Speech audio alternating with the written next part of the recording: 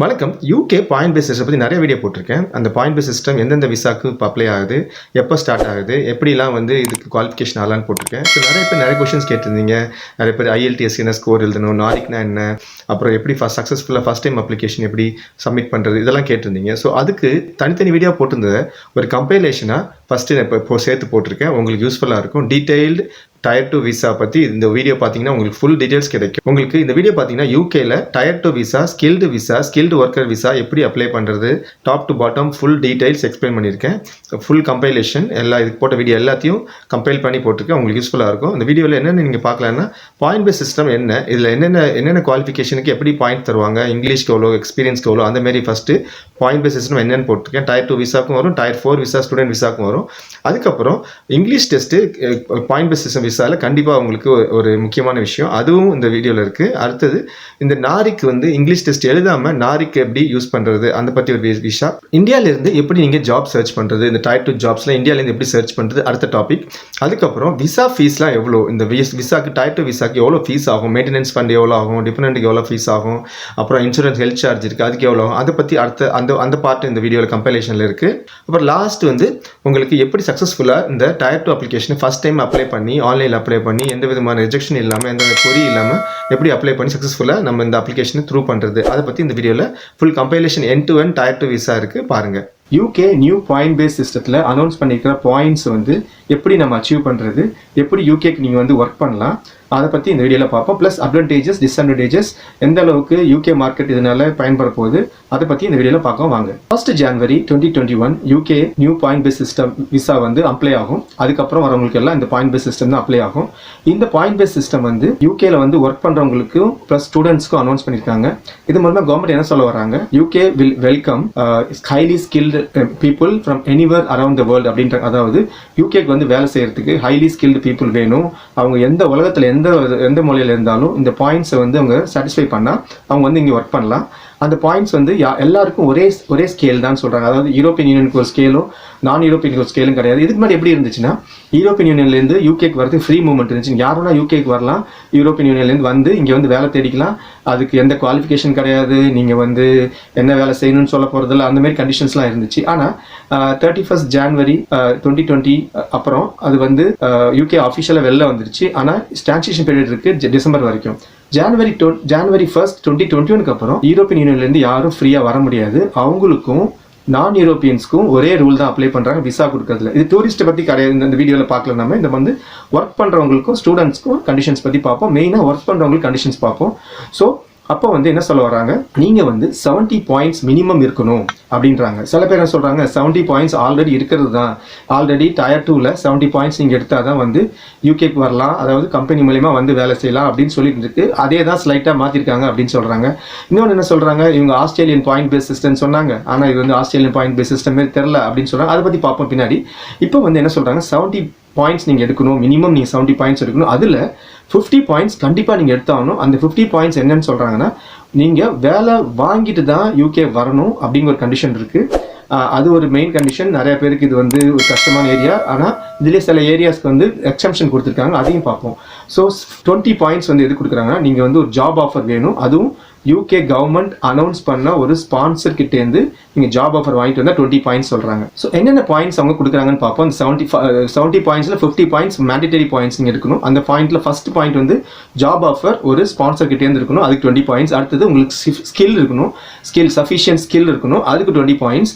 அப்புறம் English speaking fluent speaking சொல்லியிருக்காங்க, அதுக்கு 10 பாயிண்ட்ஸ். இந்த இங்கிலீஷ் வந்து எப்படி அவங்க செக் பண்ணுவாங்க, ஃப்ளூயண்ட்டாக இல்லை அப்படின்னு சொன்னால் அதுக்கு என்ன டீட்டெயில்ஸ் வரல, அது எதிர்பார்க்குறாங்க. இன்னும் ஃபர்தர் டீட்டெயில்ஸ் ஒரு எக்ஸாம் வைக்க சொல்லுவாங்களா, இல்லை வந்து சில காலேஜில் படிச்சிருந்தா அவங்க வந்து இங்கிலீஷ் ஆல்ரெடி நல்லா தெரியும்னு சொல்ல போகிறாங்களா தெரில. ஸோ அதுக்கு 10 பாயிண்ட்ஸ். ஸோ நம்ம வந்து 50 பாயிண்ட்டுக்கு பார்த்தோம். அடுத்த இன்னும் 20 பாயிண்ட் எங்கேருந்து வரும்னா, 20 பாயிண்ட் வந்து சேலரிக்கு சொல்லியிருக்காங்க. நீங்கள் வாங்கியிருக்க ஜாப் வந்து கொடுக்க சேலரியை பொறுத்து இன்னொரு 20 பாயிண்ட், அதாவது 25,595க்கு மேலே இருந்தால் உங்களுக்கு 20 பாயிண்ட் கொடுப்பாங்க. அந்த 20 பாயிண்ட் வந்து சேர்த்தா மொத்தம் உங்களுக்கு 50 பாயிண்ட் வரும். நீங்கள் யூகேக்கு விசா வாங்கிட்டு வரலாம். ஆனால் வரும்போது நீங்கள் வந்து ஒரு ஜாப் ஆஃபரோட தான் வரணும். அந்த ஜாப் ஆஃபர் வந்து ஒரு ஸ்பான்சர் கிட்டே தான் வரும். இது வந்து ஆல்ரெடி இருக்கிற கண்டிஷன் தான்.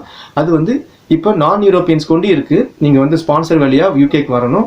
ஆனால் இப்போ என்ன சொல்கிறாங்க, அந்த ஸ்பான்சர் வந்து ஏதாச்சும் ஒரு ஐடி கம்பெனி இல்லை ஏதாச்சும் ஒரு கம்பெனியாக இருக்கும், அந்த கம்பெனி ஜாயின் பண்ணி அவங்க ஆன்சைட் அனுப்புவாங்க. அப்படி தான் இருக்குது.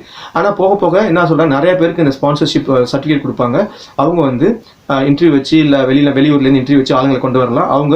அவங்க வந்து இந்தியாவில் ஒரு பிரான்ச் இருக்குன்னு அவசியம் இல்லை. நீங்கள் அப்ளை பண்ணிங்கன்னா உங்களை வந்து கூப்பிட்டு அவங்க மூலிமா நீங்கள் வந்து அவங்க கம்பெனிலையோ இல்லை வந்து அவங்க சொல்கிற கம்பெனிலையோ நீங்கள் வேலை செய்யலாம். இதுதான் எதிர்பார்க்குற நடக்குதுன்னு. இது வந்து இந்த சேம் ரூல் வந்து யூரோப்பியன்ஸ்க்கு அப்ளை ஆகாது இதுக்கு முன்னாடி. இப்போ 1 ஜனவரி 2021 அப்புறம் அவங்களுக்கு அப்ளை ஆகும். அதுக்கு முன்னாடி அவங்க வந்து ஃப்ரீயாக வந்து இங்கே வந்து வேலை தேடிப்பாங்க, ஒர்க் பண்ணிப்பாங்க, குவாலிஃபிகேஷன்லாம் கிடையாது. ஆனால் இப்போ என்ன சொல்கிறாங்க, நீங்களும் பேப்பர்ஸ்லாம் ஃபில்அப் பண்ணணும், நீங்களும் வந்து குவாலிஃபிகேஷன்லாம் ப்ரூவ் பண்ணணும், அப்போ தான் வந்து யூகேல வந்து ஒர்க் பண்ண முடியுன்றாங்க. இது ஏன் கவர்மெண்ட் மெயினாக சொல்கிறாங்க, கவர்மெண்ட் சைடில் என்ன சொல்கிறாங்கன்னா, கவர்மெண்ட் வந்து யூரோப்பியன் யூனியன்லேருந்து பாஸ்ட் 10-15 இயர்ஸாக வந்து நிறைய பேர் வந்துட்டாங்க. நிறைய பேர் எதுக்கு வந்தாங்க, வேலைக்காக தான் வந்தாங்க. லோ ஸ்கில்டு பீப்புள் வந்தாங்க. நிறைய பேர் லோ ஸ்கில்டுக்கு வந்து இங்கே யூகே எக்கனாமிக்கு ஹெல்ப் பண்ணாங்க. சும்மா வந்து அவங்க இது பண்ணல, நிறைய பேர் ஹெல்ப் பண்ணாங்க. இதில் சில சின்ன குரூப் ஆஃப் பீப்புள் வந்து மிஸ்யூஸ் பண்ணவங்களும் இருக்காங்க. அது பக்கம் நான் போகல. ஸோ என்ன பண்ணாங்க, அவங்க வந்து லோ ஸ்கில்டு லேபர், அதாவது நிறைய ஃபார்மில் போய் காய் பிரிக்கிறது, பழம் பிரிக்கிறது, பூ அரேஞ்ச் பண்ணுறது, இந்தமாதிரி லோ ஸ்கில், அதுக்கு படிப்பே தேவையில்லைங்க மாதிரி இருந்தாங்க. அது இல்லாமல் கன்ஸ்ட்ரக்ஷன் கம்பெனியில் பில்டிங் கட்டுறது, கல், நம்ம ஊர் கொத்தனார், மேஸ்திரி மாரிலாம் வேலை பண்ணிட்டு இருந்தாங்க. அப்புறம் நிறைய இதில் வந்து ஃபேக்ட்ரியில் போய் வேலை செய்கிறது. ஃபேக்ட்ரியில் வேலை செய்கிறதுக்கு அவங்க இங்கிலீஷே தேவையில்லை. போனோமா yes, no, sir, hi, hello, அந்த மாதிரி ஒரு பேசிக் இங்கிலீஷ் தெரிஞ்சால் போதும். ஃப்ளூயண்ட்லாம் தேவையில்லை, எழுத தேவையில்லை. இந்த மாதிரிலாம் வந்து வேலை செஞ்சுட்டு இருக்காங்க. அவங்களால வந்து யூகேக்கு நிறைய இம்ப்ரூவ்மெண்ட் வந்திருக்கு. இருந்தாலும் இது வந்து கண்டினியூஸாக வந்துக்கிட்டே இருந்தாங்கன்னா இப்போ அது வந்து லேபர் மார்க்கெட்டை வந்து ரொம்ப கீழே கொண்டு போயிடுது. அதோட குவாலிட்டி குறைஞ்சிடுது. Low skilled labour. அதனால லோ ஸ்கில்டு இமிக்ரேஷன் விசா கிடையாது, அவங்களுக்கு ஸ்டாப் பண்ணுறோம் அப்படின்னு சொல்கிறாங்க அந்த கவர்மெண்ட்டு. இது வந்து சில ஏரியா பாதிக்கும், கண்டிப்பாக பாதிக்கும். சில ஏரியாவில் வந்து ஆளுங்களுக்கு லோ ஸ்கில் இல்லைன்னா ஒன்றும் பண்ண முடியாது. கம்பெனிஸ் என்ன பண்ணிட்டு இருந்தாங்க, ஆள் வேணுமா, உடனே ஈஸ்ட் யூரோப்பியன்ஸ் கண்ட்ரீஸ் இல்லைனா யூரோப்பு போய் உடனே ஆள் கொண்டு வந்து வேலையை ஃபில் பண்ணிடுவாங்க. அவங்க லோக்கல்லே பார்க்க மாட்டாங்க. லோக்கலில் பார்த்தா என்ன பிரச்சனை, லோக்கலில் பார்த்தா சேலரி அதிகமாக கொடுக்கணும். ஆனால் நீங்கள் ஃபாரின்லேருந்து ஆள் கொண்டு வந்தீங்கன்னா, ஃபாரின்லேருந்து யூரோப்பியன் ஆள் கொண்டு வந்தீங்கன்னா அவங்களுக்கு வந்து சேலரி கம்மியாக கொடுத்தா போதும். அந்த சுச்சுவேஷன்லாம் இருந்துச்சு. ஸோ அதெல்லாம் கவர்மெண்ட் சொல்கிறாங்க, நீங்கள் கம்பெனிஸ் எல்லாம் மாறுங்க. இன்னும் உங்களுக்கு இன்னும் ஒரு 8 மாதம் டைம் இருக்குது, 10 மாதம் டைம் இருக்குது. நீங்கள் மாறுங்க, அட்ஜஸ்ட் பண்ணுங்கள். அப்புறம் வந்து லோக்கல் பீப்புளை ட்ரெயின் பண்ணுங்கள். அதேமாதிரி இன்னொன்று என்ன சொல்கிறாங்க, கிட்டத்தட்ட 8 மில்லியன் பேர் பெனிஃபிட் வாங்கிட்டு இருக்காங்க, ஒர்க் பெனிஃபிட் வாங்கிட்டு இருக்காங்க. அவங்கக்கிட்டேருந்து நீங்கள் வந்து அவங்களுக்கு ட்ரெயின் பண்ணுங்கள், அவங்களுக்கு வேலை கொடுங்கன்னு சொல்கிறாங்க. ஆனால் எதிர்கட்சியில் என்ன சொல்கிறாங்க, அந்த 8 மில்லியன் பீப்புள் எவ்வளோ பேர் வந்து 100% ஏபிள் டு ஒர்க், அவங்க ஃபிட்டாக இருக்காங்க, நிறைய பேர் வந்து உடம்பு சரியில்லாமல் இருக்காங்க, அதனால தான் பெனிஃபிட் வாங்கியிருக்காங்க, ஒர்க் பெனிஃபிட் வாங்கிட்டு இருக்காங்க அப்படின்னு எதிர்த்தரப்பு வந்து குத்தம் சாட்டுறாங்க. ஆனால் கவர்மெண்ட் சொல்கிறாங்க, லோ ஸ்கில்டு லேபருக்கு நான் வந்து விசா கொடுக்க போகிறதில்ல. அவங்க இந்த ஹைலி ஸ்கில்டு லேபர் இந்த பாயிண்ட்ஸ்லாம் வந்து ஃபில் பண்ணாதான் இங்கே வரலாம். டாக்டர் இல்லை வந்து பிஹெச்டி இல்லைனா வந்து ஸ்டெம், அதாவது சயின்ஸ், டெக்னாலஜி, இன்ஜினியரிங், மேக்ஸ், இந்த குரூப் ஆளுங்களாக இருந்தீங்கன்னா நீங்கள் வந்து அவங்களுக்கு அந்த சலுகை கொடுப்போம். நீங்கள் வந்து சேலரி கம்மியாக, அதாவது 25,595 கீழே இருந்தால் அவங்களுக்கு இன்னும் எக்ஸ்ட்ரா பாயிண்ட்ஸ் வந்து இந்தமாரி அவங்க பிஹெச்டியாக இருந்தால், இல்லைனா வந்து அவங்க ஸ்டெம் சப்ஜெக்ட் படிச்சு, ஸ்டெம்னா சயின்ஸ், டெக்னாலஜி, இன்ஜினியரிங், மேக்ஸ் படிச்சிருந்தால் அவங்களுக்கு இதெல்லாம் கொடுப்போன்றாங்க. இதில் இந்த கேட்டகரியில் அவங்க வந்து நர்சஸ் அண்ட் டாக்டர்ஸ் வந்து வைக்கல. அவங்களுக்கு வந்து ஸ்பெஷல் விசா கொடுக்க போகிறாங்க NHSக்கு ஃபில் பண்ணுறதுக்கு. அதுக்கு மாரி அதில் வந்து கேப் கிடையாது. கேப்னா எவ்வளோ பேர் வரலாம் அப்படின்னு ஒரு கேப் கிடையாது. முன்னாடி 1 லட்சம் பேர் தான் வரலாம், அதுக்கு மேலே 1 லட்சம் ஃபில் ஆயிடுச்சுன்னா வரக்கூடாதுன்னு இருக்கும். அதுமாரிலாம் கேப் கிடையாதுன்னு சொல்கிறாங்க. அப்புறம் நீங்கள் பிஹெச்டி சயின்டிஸ்டாக இருந்தால் நீங்கள் வரலாம், அது ஈஸின்னு சொல்கிறாங்க. ஆனால் எவ்வளோ பிஹெச்டி சயின்டிஸ்ட் அவங்க கண்ட்ரியை விட்டு இந்த கண்ட்ரிக்கு வந்து வேலை செய்ய போகிறாங்கன்றதுல தெரியல. ஆஸ்திரேலியன் ஸ்டைல் விசா சிஸ்டம் அப்படின்னு சொன்னாங்க, Australian style point base visa system அப்படின்னு சொன்னாங்க. ஆனால் இது பார்த்தா கண்டிப்பாக Australian style point base visa system கிடையாது. ஆஸ்திரேலியன் ஸ்டைல் என்னென்னா, ஆஸ்திரேலியாவிலேருந்து நீங்கள் ஆஸ்திரேலியாவுக்கு நீங்கள் வேலைக்கு போனீங்கன்னா நீங்கள் வந்து விசா வாங்குவீங்க. ஆனால் வேலை வந்து அங்கே போய் தான் தேடுவீங்க. ஆனால் விசா கொடுக்கும்போதே அவங்க வந்து இந்த வேலைக்கு தான் நீங்கள் போகணும்னு சொல்லியிருப்பாங்க. அங்கே போய் நீங்கள் வேலை தேடிக்கிட்டீங்க.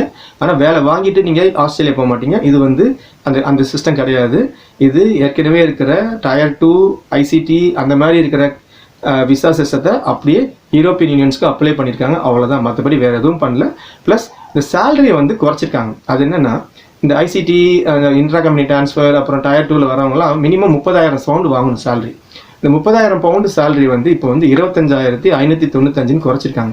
இதில் யாருக்கு பெனிஃபிட்னா, இந்த மாதிரி கம்பெனிஸ், நிறையா கம்பெனிஸ்லாம் வந்து இந்தியாவிலேருந்து ஆள் கொண்டுறாங்க, இல்லை மற்ற கண்ட்ரி ஆள் கொண்டுறாங்கல்ல, அவங்களுக்கு பெனிஃபிட்ஸ். அவங்க என்ன பண்ணுவாங்க, இனிமேல் கொண்டு வர ஆளுங்கள்லாம் ஜூனியர் ஆளாக கொண்டு வந்து சேலரி கம்மியாக கொண்டு வந்து அவங்க தான் லாபம் வரப்போகுது அவங்களுக்கு. இதனால வந்து வரப்போகிறவங்களுக்கு லாபம் கிடையாது. இதுக்கு முன்னாடி வந்து 30,000க்கு ஒரு ஆள் அழிச்சிட்டு 30,000 கொடுக்கணும். இப்போ ஒரு ஆள் அழிச்சிட்டு 25,000 கொடுத்தா போதும்.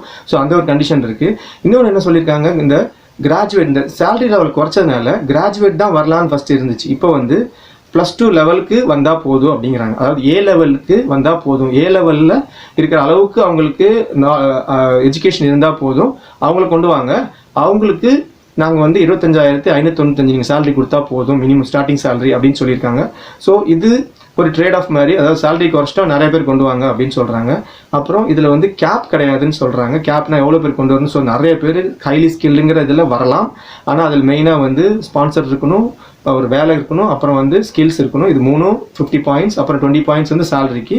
ஸோ இதெல்லாம் யார் யார் சாட்டிஸ்ஃபை பண்ணுறீங்களோ யார் வேணா வரலாம். வேலை வந்து இந்த ஸ்பான்சர் வந்து எப்படி இங்கே அந்த நாட்டில் போய் ஒவ்வொரு நாட்டிலையும் போய் ஆள் எடுப்பாங்கன்னு தெரில.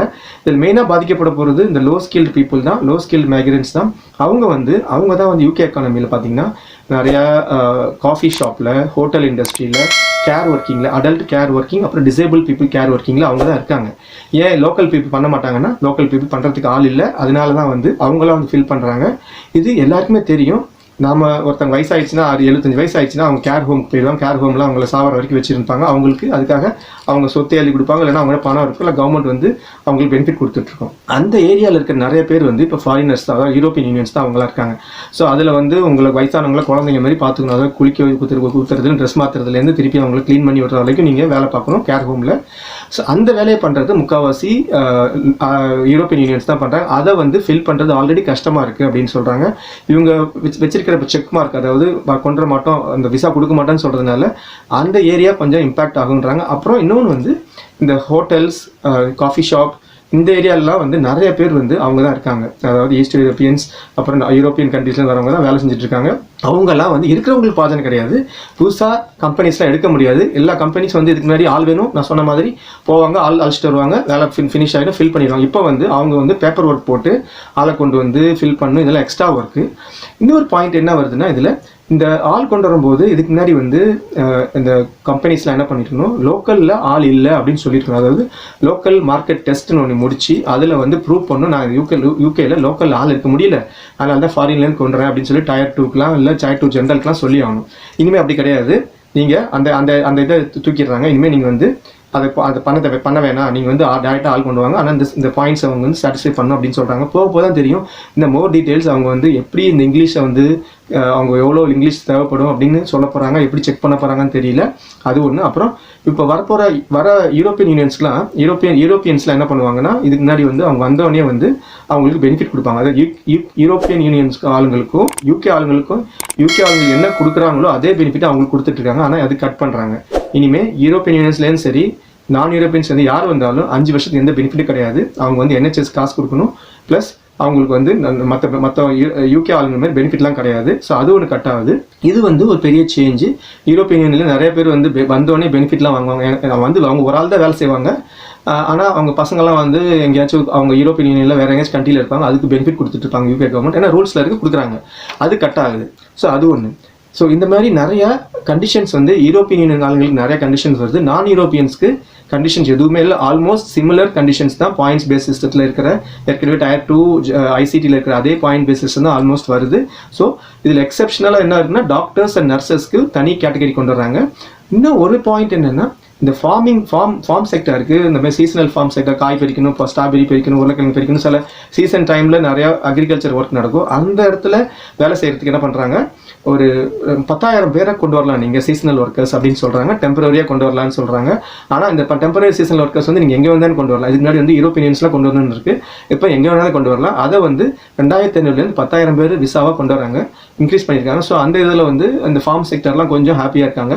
மற்றபடி இந்த கேர் ஹோம், கன்ஸ்ட்ரக்ஷன், டிரான்ஸ்போர்ட்காரங்க, அதாவது லாரி ஓட்டுறவங்க, அப்புறம் இந்த ஹோட்டல் இண்டஸ்ட்ரி, சர்வீஸ் இண்டஸ்ட்ரி, இவங்கெல்லாம் வந்து ரொம்ப பாதிக்கப்பட போகிறான்னு சொல்லியிருக்காங்க. பொறுத்துன்னு தான் பார்க்கணும் எவ்வளோ பேர் எந்தெந்த கண்ட்ரியில் வர போகிறாங்க. ஆனால் யூரோப்பியன் யூனியன்ஸில் வரவங்க கண்டிப்பாக நிறைய டாக்குமெண்ட்ஸ் ஃபில் பண்ணணும், நிறையா பேப்பர் ஒர்க் பண்ணணும், குவாலிஃபிகேஷனாக இருக்கணும். ஸோ அது ஒரு பெரிய கஷ்டம். இன்னொன்று, இப்போ இந்த கண்டிஷனை இப்போ இருக்கிற யூரோப்பியன் யூனியன் பீப்புள் ஒர்க் பண்ணி யூரோப்பியன் பீப்புள் மேலே வச்சாங்கன்னா பாதி பேருக்கு மேலே சாட்டிஸ்ஃபை ஆகாது, பாதி பேருக்கு மேலே குவாலிஃபை ஆக மாட்டாங்க அப்படின்னு சொல்கிறாங்க. ஸோ அது ஒரு இம்பார்ட்டன்ட் பாயிண்ட் அவங்க சொல்கிறாங்க. ஸோ இது வரைக்கும் நீங்கள் லோ ஸ்கில் எல்லாரையும் கூப்பிட்டு எல்லாருக்கும் என்னென்ன வேலையை கொடுத்தீங்க, நிறைய பேர் நல்லா பொழைச்சிக்கிட்டு எக்ஸ்பீரியன்ஸ் வச்சு மேலே நிறைய வேலை போயிருக்காங்க. ஆனால் இப்போ நீங்கள் கொண்ட கண்டிஷன்ஸ் வந்து ரொம்ப கடுமையான கண்டிஷனாக இருக்குது யூரோப்பியன் யூனியன்ஸ் மேலே அப்படின்னு சொல்கிறாங்க. பட் கவர்மெண்ட் சொல்கிறாங்க, நாங்கள் ஹைலி ஸ்கில்டு பீப்புளை எங்கே இருந்தாலும் கொண்டு வரது எங்கள் நோக்கம். அவங்க வந்து யூகேக்கு எக்கனாமிக்கு ஹெல்ப் பண்ணாங்கன்னா எங்களுக்கு எந்த கவலையும் இல்லை அப்படின்னு சொல்கிறாங்க. ஹோப் இந்த வீடியோ யூகே வர நினைக்கிறவங்களுக்கும் யூகேக்கு வந்தால் என்ன கிடைக்கும்னு நினைக்கிறவங்களுக்கு யூஸ்ஃபுல்லாக இருக்குன்னு நினைக்கிறேன்.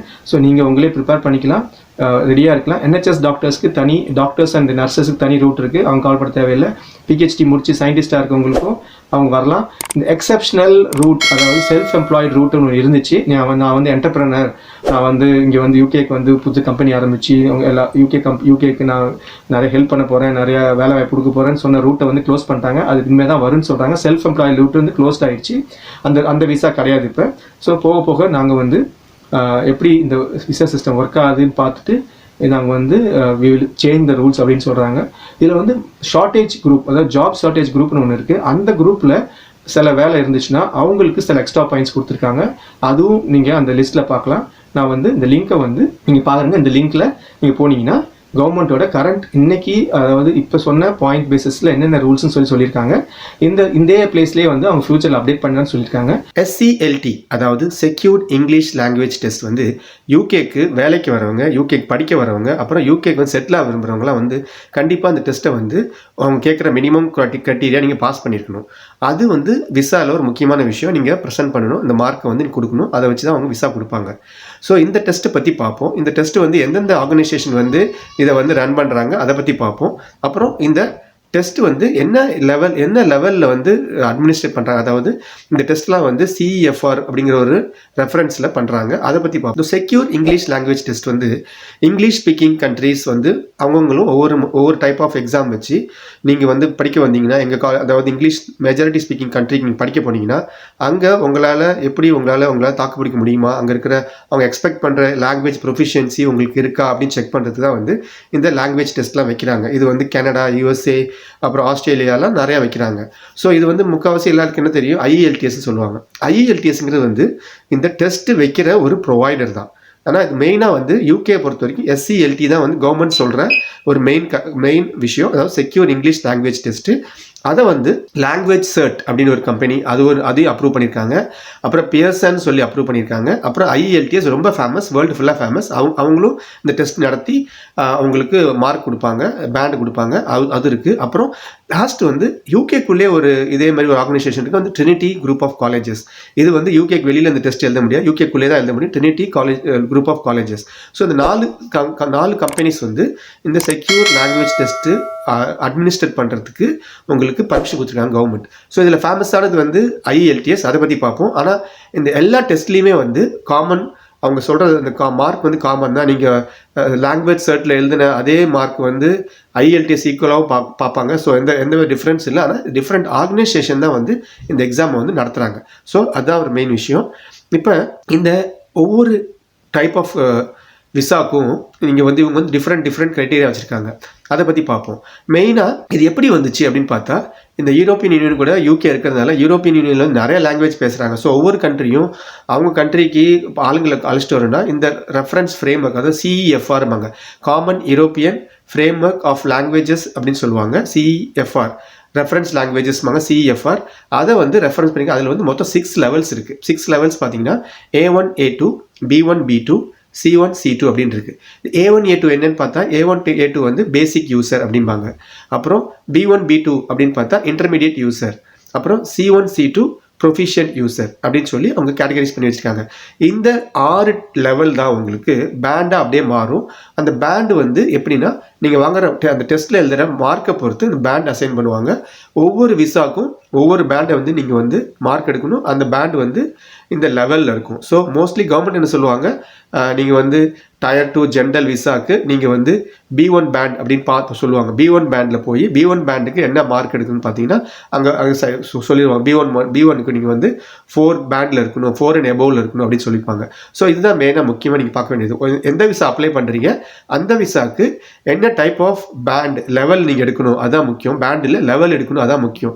A1ஆ, A2ஆ, B1ஆ, B2ஆ, C1ஆ, C2ஆ, அதை நீங்கள் பார்க்கணும். அதுக்கேற்ற மாதிரி நீங்கள் வந்து அந்த பேண்டு வாங்கணும். பேண்டுக்கு ஏற்ற பேண்டு வந்து பின்னாடி மார்க் இருக்கும். ஸோ அதுதான் வந்து நீங்கள் தெரிஞ்சுக்க வேண்டிய முக்கியமான விஷயம் இந்த CEFRல. ஸ்டார்டிங்கில் சொன்ன நீங்கள் வந்து study in the UK work in the UK, live in the UK அப்படின்னு சொல்லி 3 கேட்டகரிஸாக இருக்குது. இந்த 3 கேட்டகரிஸ்க்கும் டிஃப்ரெண்ட் சிஎஃப்ஆர் லெவல்ஸ் இருக்குது.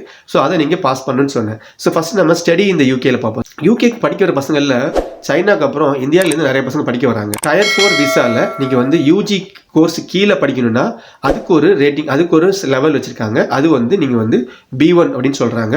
யூஜி அண்ட் யூஜிக்கு மேலே, அதாவது யூஜி பிஜி அப்புறம் நீங்கள் பிஹெச்டி பண்ணணுன்னா அதுக்கு B2 லெவல் நீங்கள் பாஸ் பண்ணியிருக்கணும். ஸோ இது வந்து ஸ்டடி பண்ணுறவங்களுக்கு, ஏதாவது ஸ்டடி இந்த யூகேக்கு. அதுவே லிவ் இந்த யூகேன்னு பார்த்தீங்கன்னா அது வந்து எப்படின்னா, லிவ் இந்த யூகே வந்து மோஸ்ட்லி இங்கே யாராச்சும் நீங்கள் ஒரு யூகேக்காரங்க ஒரு இந்தியன் கல்யாணம் பண்ணிட்டு இருக்காங்க, அவங்க வந்து இங்கே அவங்களோட ஹஸ்பண்டோ இல்லை ஒய்ஃப் வந்து ஜாயின் பண்ணணும்னா அவங்களும் இந்த எக்ஸாம் எழுதணும்.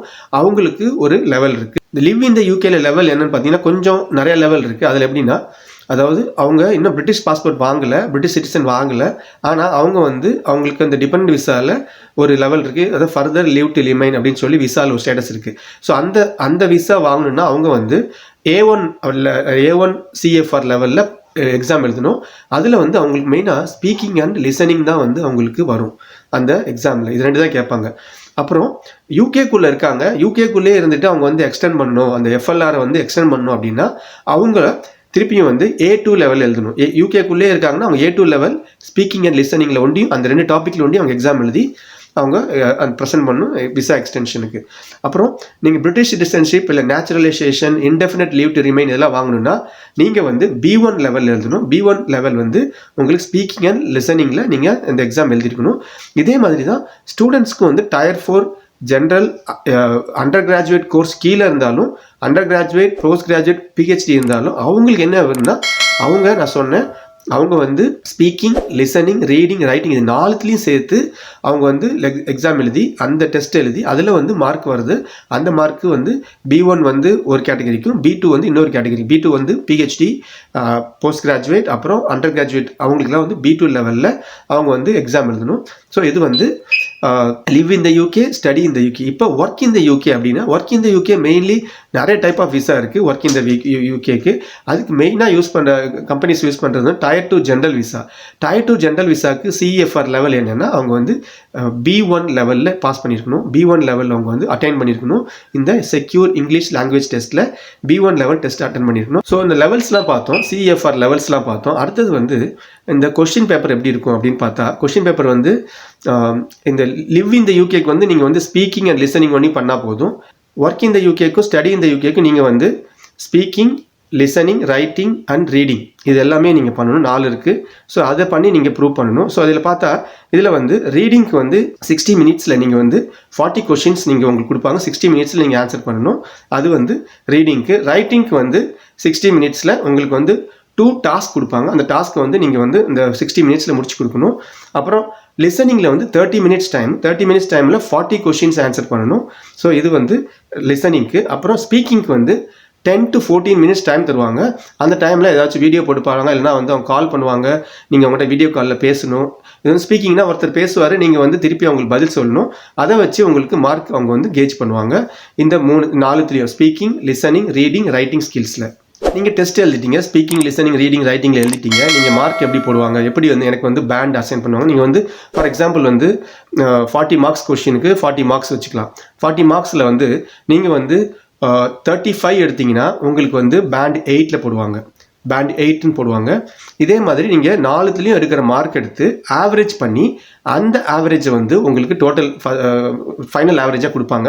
இதுதான் வந்து இங்கே பண்ணுறது இங்கே ரவுண்டிங் பண்ணுவாங்க. ரவுண்டிங் ரொம்ப முக்கியம். ரவுண்டிங் வந்து நீங்கள் வந்து 6.1னா உங்களுக்கு 6 தான் கொடுப்பாங்க. 6.75னா உங்கள் பேண்ட் வந்து 7க்கு போயிடும். அதுவே 6.25னா உங்களுக்கு வந்து 6.5 போட்டுருவாங்க. ஸோ ஹாஃப் பேண்டிங் கூட இருக்குது. ஸோ நியரஸ்ட்டு லோயர் இல்லை நியரஸ்ட் ஹையருக்கு வந்து உங்களுக்கு வந்து ரவுண்டிங் பண்ணுவாங்க. ஸோ இதுலேயே வந்து அகாடமிக் IELTSக்கு அதாவது அகாடமிக் டைப் இந்த இங்கிலீஷ் டெஸ்ட்டுக்கும் ஜென்ரல் டைப் இங்கிலீஷ் டெஸ்ட்டுக்கும் மார்க் டிஃபரன்ஸ் இருக்குது. எக்ஸாம்பிள் சொல்லணும் பாருங்கள். இப்போ வந்து 40ல் நீங்கள் வந்து 38 எடுத்துருக்கீங்க, நீங்கள் வந்து 38 எடுத்துருக்கீங்க, நீங்கள் வந்து ஒரு காலேஜில் UG படிக்க போகிறீங்கன்னா உங்களுக்கு வந்து அப்போ வந்து பேண்ட் 8 தான் போடுவாங்க 38க்கு. அதுவே வந்து அதே 38 நீங்கள் வந்து ஒர்க் இன் த யூகேல எடுத்துருக்கீங்கன்னா உங்களுக்கு வந்து பேண்டு 9 போடுவாங்க. ஸோ அது ஒரு டிஃப்ரென்ஸ் இருக்குது. அதாவது படிக்க போகிறவங்க கொஞ்சம் அதிகமாக எதிர்பார்ப்பாங்க. வேலை செய்கிறதோட படிக்க போகிறவங்களுக்கு மார்க் அதிகமாக எதிர்பார்ப்பாங்க. அவங்களுக்கு பேண்ட் கம்மியாக கொடுப்பாங்க.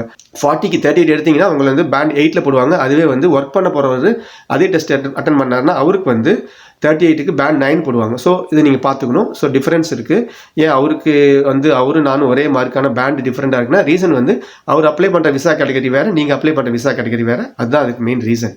இந்த பேண்டெல்லாம் வச்சு என்ன பண்ணுவாங்க அப்படின்னு பார்த்தா, இந்த பேண்டெல்லாம் நான் சொன்ன மாதிரி B1 B2 C1 C2 A1 A2ன்னு சொல்லி இந்த CEFR ரெஃபரன்ஸ் ஃப்ரேம் ஒர்க்கில் உங்களுக்கு கேட்டகரைஸ் பண்ணுவாங்க. அப்படி கேட்டகரைஸ் பண்ணும்போது இந்த பேண்ட் 4 வந்து என்னென்னு பார்த்தா லிமிடெட் யூசர் அப்படின்னு சொல்லுவாங்க. நீங்கள் வந்து லிமிட்டடாக இங்கிலீஷ் யூஸ் பண்ணுவீங்க அப்படின்னு சொல்லுவாங்க. அது பேண்ட் 9னா நீங்கள் வந்து எக்ஸ்பர்ட் யூசர், காம்ப்ளெக்ஸாக இங்கிலீஷ் பேசுவீங்க. காம்ப்ளெக்ஸாக ஒன்றும் இல்லை, ஒருத்தர் நீங்கள் ஜோக் அடிக்கலாம், இங்கிலீஷில் ஜோக் அடிக்கலாம், இங்கிலீஷ்லேயே அவரும் பேசுவார். அந்தமாரி ரொம்ப லோக்கல் பீப்புள் மாரி நீங்கள் பேசுனீங்கன்னா அது வந்து ப்ரொஃபிஷியன்ட் யூசர்.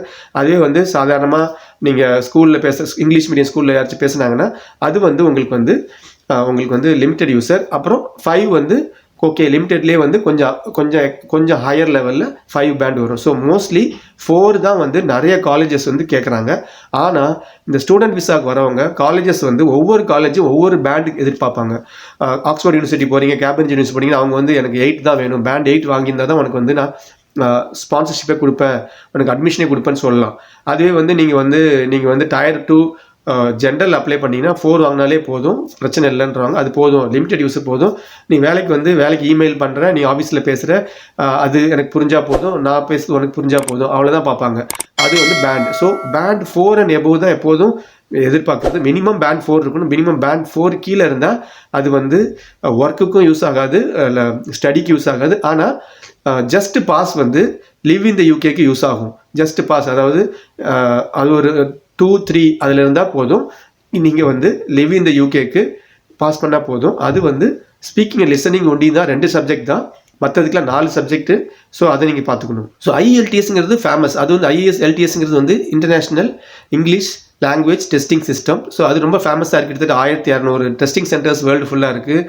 ஆன்லைனில் டெஸ்ட் எழுதலாம். அதாவது ஆன்லைனில் மீன்ஸ் நீங்கள் வந்து அந்த சென்டரில் போய் சிஸ்டத்தில் எழுதலாம். சில டெஸ்ட்லாம் வந்து உங்களுக்கு பேப்பரில் எழுத சொல்லுவாங்க. ஸோ அதையும் பார்த்துக்கணும். ஸோ இந்த IELTS தான் ஃபேமஸ்னால எல்லாம் சொல்லுவாங்க. ஏன்னா US போகிறவங்க நிறைய பண்ணுவாங்க, UKக்கு வரவங்களும் இப்போ IELTS பண்ணுறாங்க. அது இல்லாமல் நான் சொன்ன மாதிரி உங்களுக்கு வந்து லாங்குவேஜ் சர்ட்னு ஒரு கம்பெனி அவங்களும் கொடுக்குறாங்க. PSN வந்து அவங்களும் இப்போ ஆரம்பிச்சிருக்காங்க. அவங்களையும் வந்து கவர்மெண்ட் அப்ரூவ் பண்ணியிருக்காங்க. அவங்களும் இந்த இங்கிலீஷ் டெஸ்ட் வச்சு அந்த பேண்ட் அலோகேட் பண்ணலாம், இந்த CEFR லெவல் அலோகேட் பண்ணலான்னு.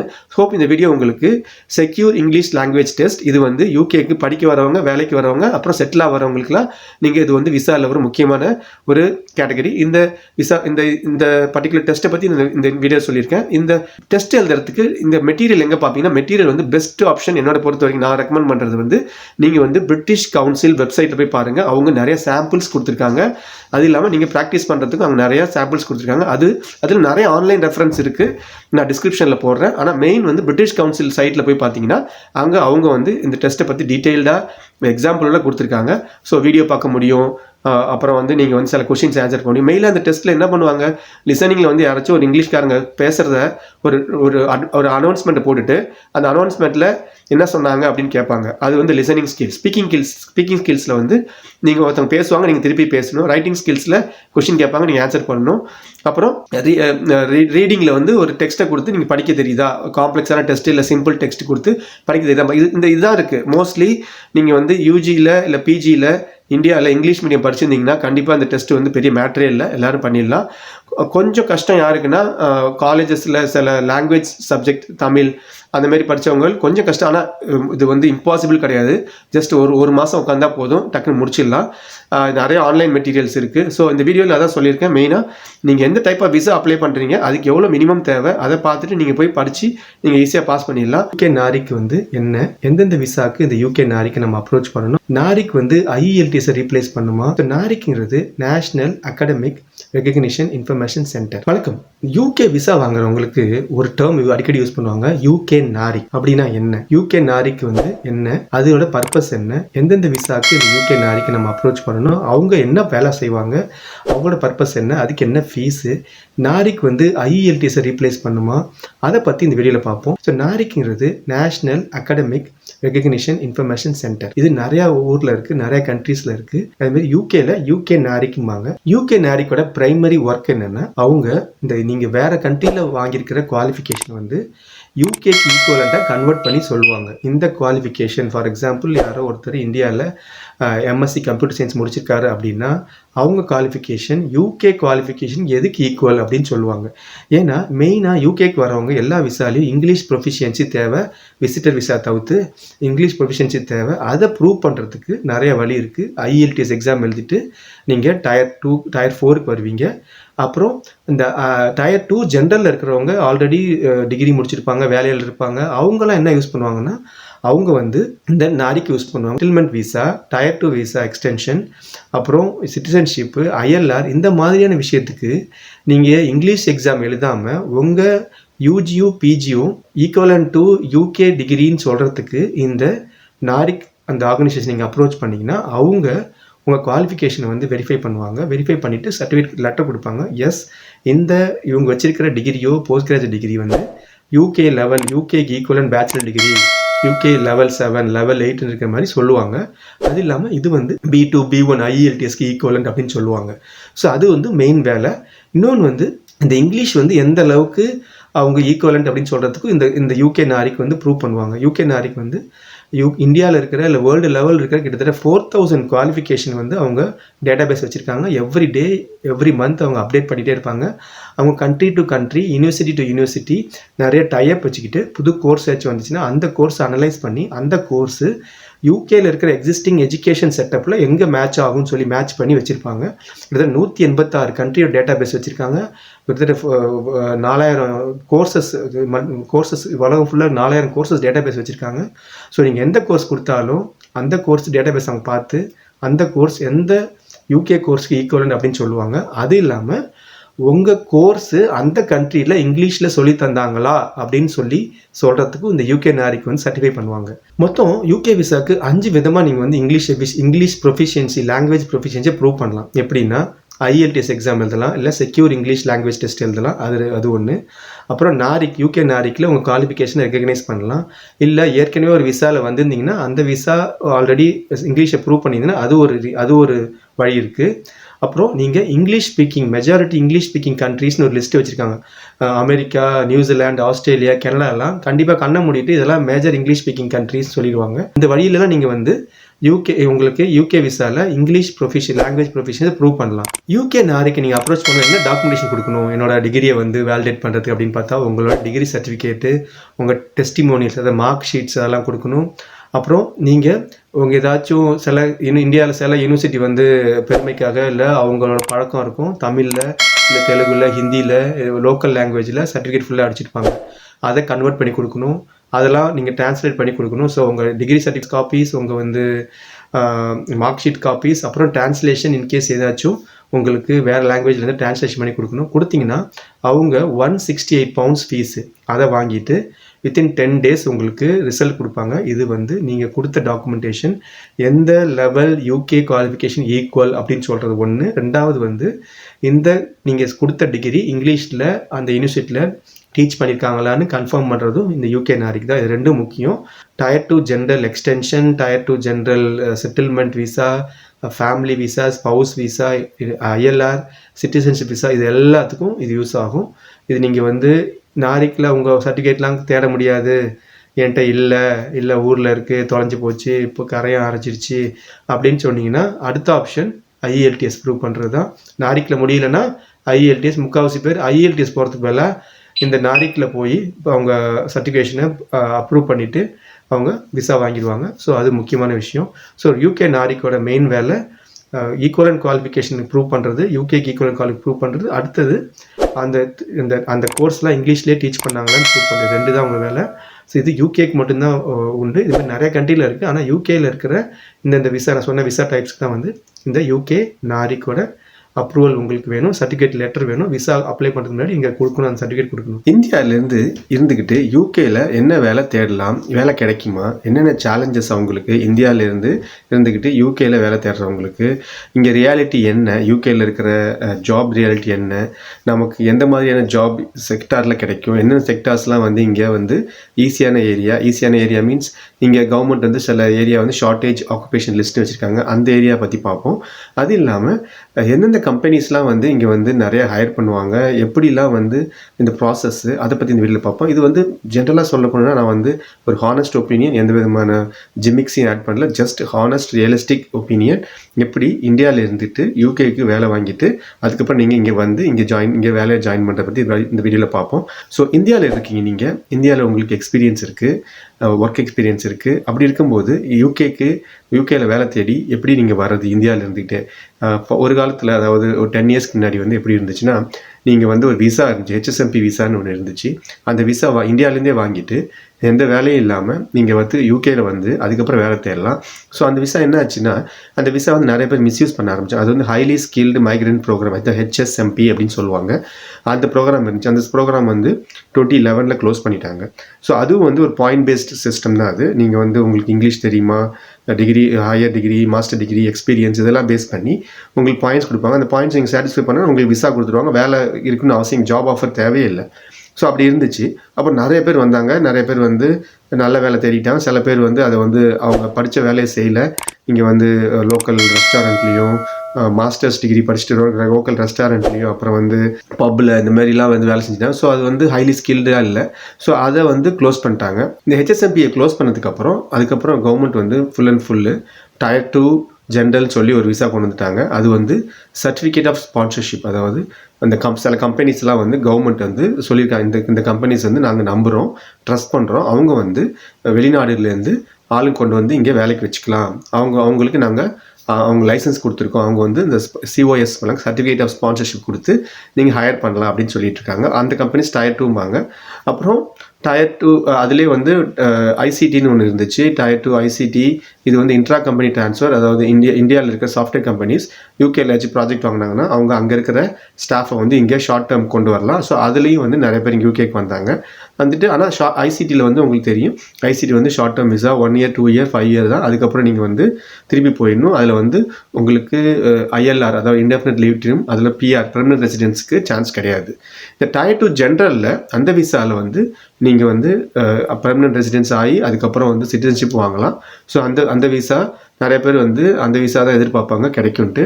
ஸோ இதில் என்னென்ன சேலஞ்சஸ் இருக்குதுன்னு பார்த்தீங்கன்னா, இப்போ இருக்கிற ஜாப் மார்க்கெட் யூகே வந்து இப்போ நமக்கு தெரியும் பேண்டமிக் அது தனியாக போயிட்டுருக்கு. இன்னொரு சைடு வந்து யூகே வந்து இப்போ வந்து ஒரு பிரெக்சிட் சுச்சுவேஷனில் இருக்காங்க. பிரெக்சிட் 2016 நடந்துச்சு. அதாவது யூரோப்பியன் யூனியன் கூட இருக்கலாமா வேண்டாமான்னு சொல்லி ஓட்டு கேட்டாங்க. அதாவது மக்கள் கருத்து கணிப்பு கேட்டாங்க. கருத்து கணிப்பில் இங்கே இருக்கிற மக்கள் எல்லாம் இல்லை வெளில வந்துடலான்னு சொன்னாங்க. வெளில வந்ததுக்கப்புறம் 4 வருஷமாக இன்னும் இழுத்துக்கிட்டு இருக்காங்க. இப்போ இருக்கிற கவர்மெண்ட் என்ன சொல்லிட்டாங்க, நாங்கள் இந்த வருஷம் டிசம்பர் மாதம் கண்டிப்பாக வெளியில் வந்துடுவோம். அதுக்கான டிஸ்கஷன் என்ன போயிட்டுருக்கு இப்போன்னு பார்த்தா, இப்போ வந்து யூரோப்பியன் யூனியன் கூட என்ன மாதிரி டீல் வச்சுக்கலாம் 2020 அப்புறம், டிசம்பர் 2020 அப்புறம் சொல்லி அந்த டிஸ்கஷன் போயிட்டுருக்கு.